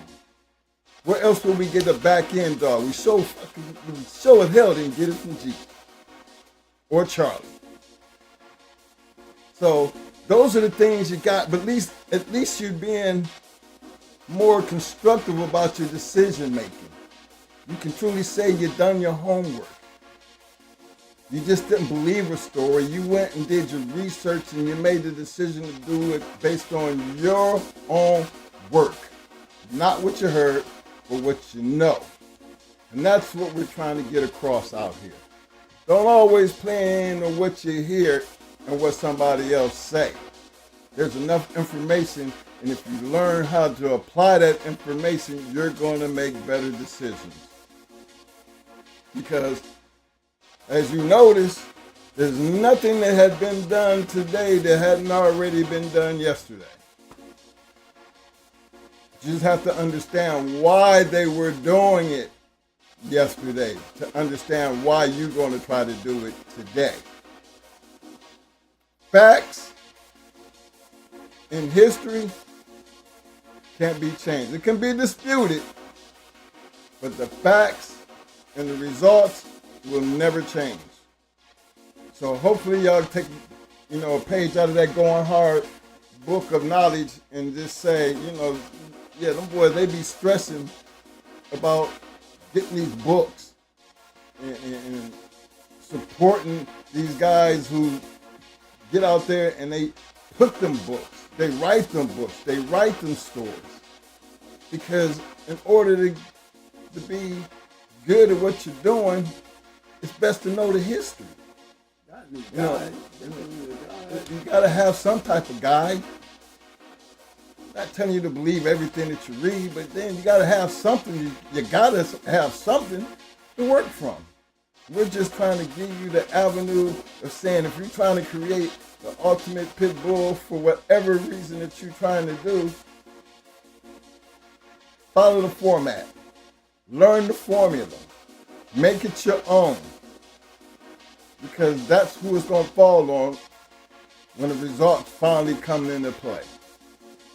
Did you get it right or did you mess it up? Because if you mess it up, don't even worry about it because we're not even going to talk about it because it ain't worthy of being talked about. But if you get it right, you're going to get talked about. They're going to know you. Even if you don't want to be known, they're going to know you. And that's just how history works. So, if y'all learned anything tonight, show me some love. Show some love. Getting them thumbs up and all that good shit. Big shout out again to my man M.M. and M for stopping in, sharing his knowledge, which is always, because again, remember, like, he's been around a long time. Just having the pleasure of just knowing them, running with them, and then having these discussions. Truly, fellas, believe me, that's one of our mentors. We learned a lot, a whole lot. And hopefully I can get Mom all back up in here, because him and Mason, they did almost the same thing, but they went different ways and still came up with great dogs. So just being able to give y'all just an insight of what and how they were doing it and their explanation of how and what they were thinking when they did it. Mama, he's Don Mayfield. A student of Don Mayfield. He running it wild.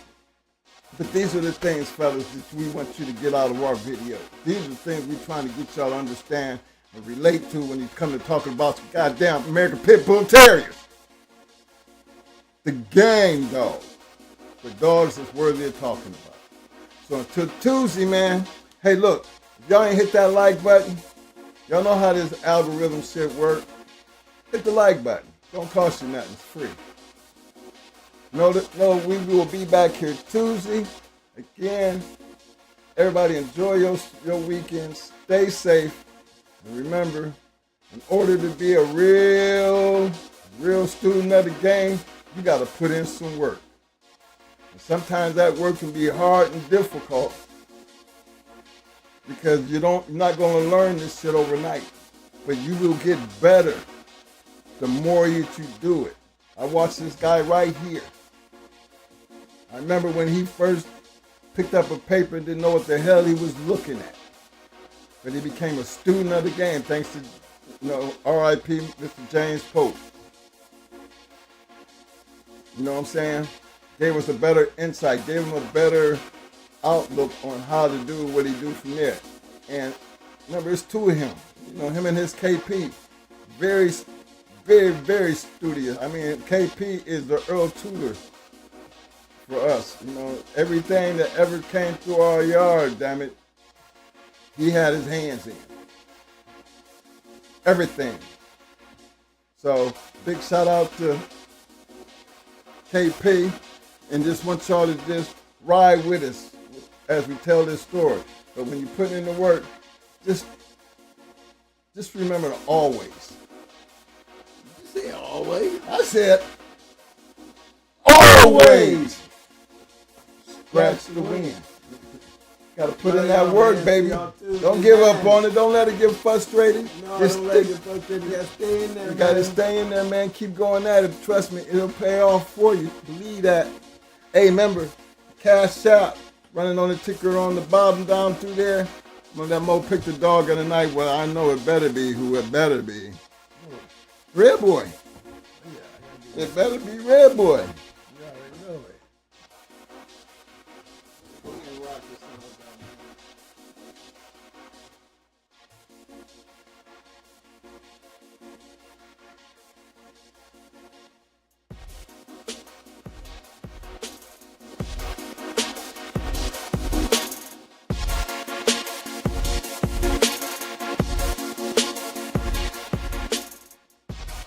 Dog of the night. Dog of the night right there, fellas. We in there. We in there.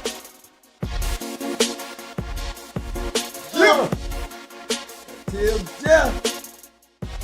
Keep funky, baby. Keep funky. That made the factor right there, baby.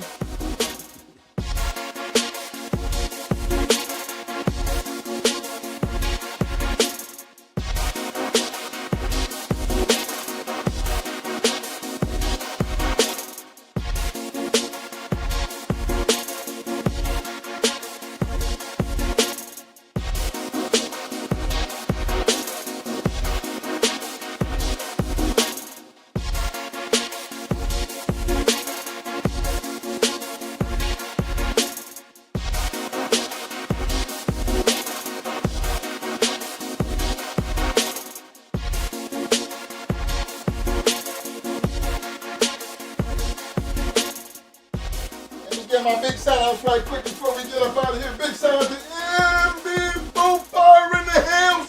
I see you, fam. Big shout out to my main man, Mr. Ryan King. I see you, fam.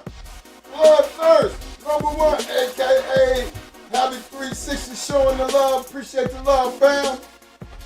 Then big shout out to my man, Mr. Eric Watson. Big shout out to Mr. Ryan King stepping in. Great show with a 10-piece showing the love.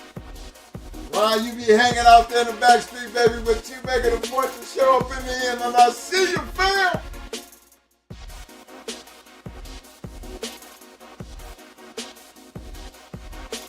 Big shout out to my man, Double M Dashboard. What up, fam? James Jones, appreciate the love, fam. Cosmin Cal TV, I see you, fam.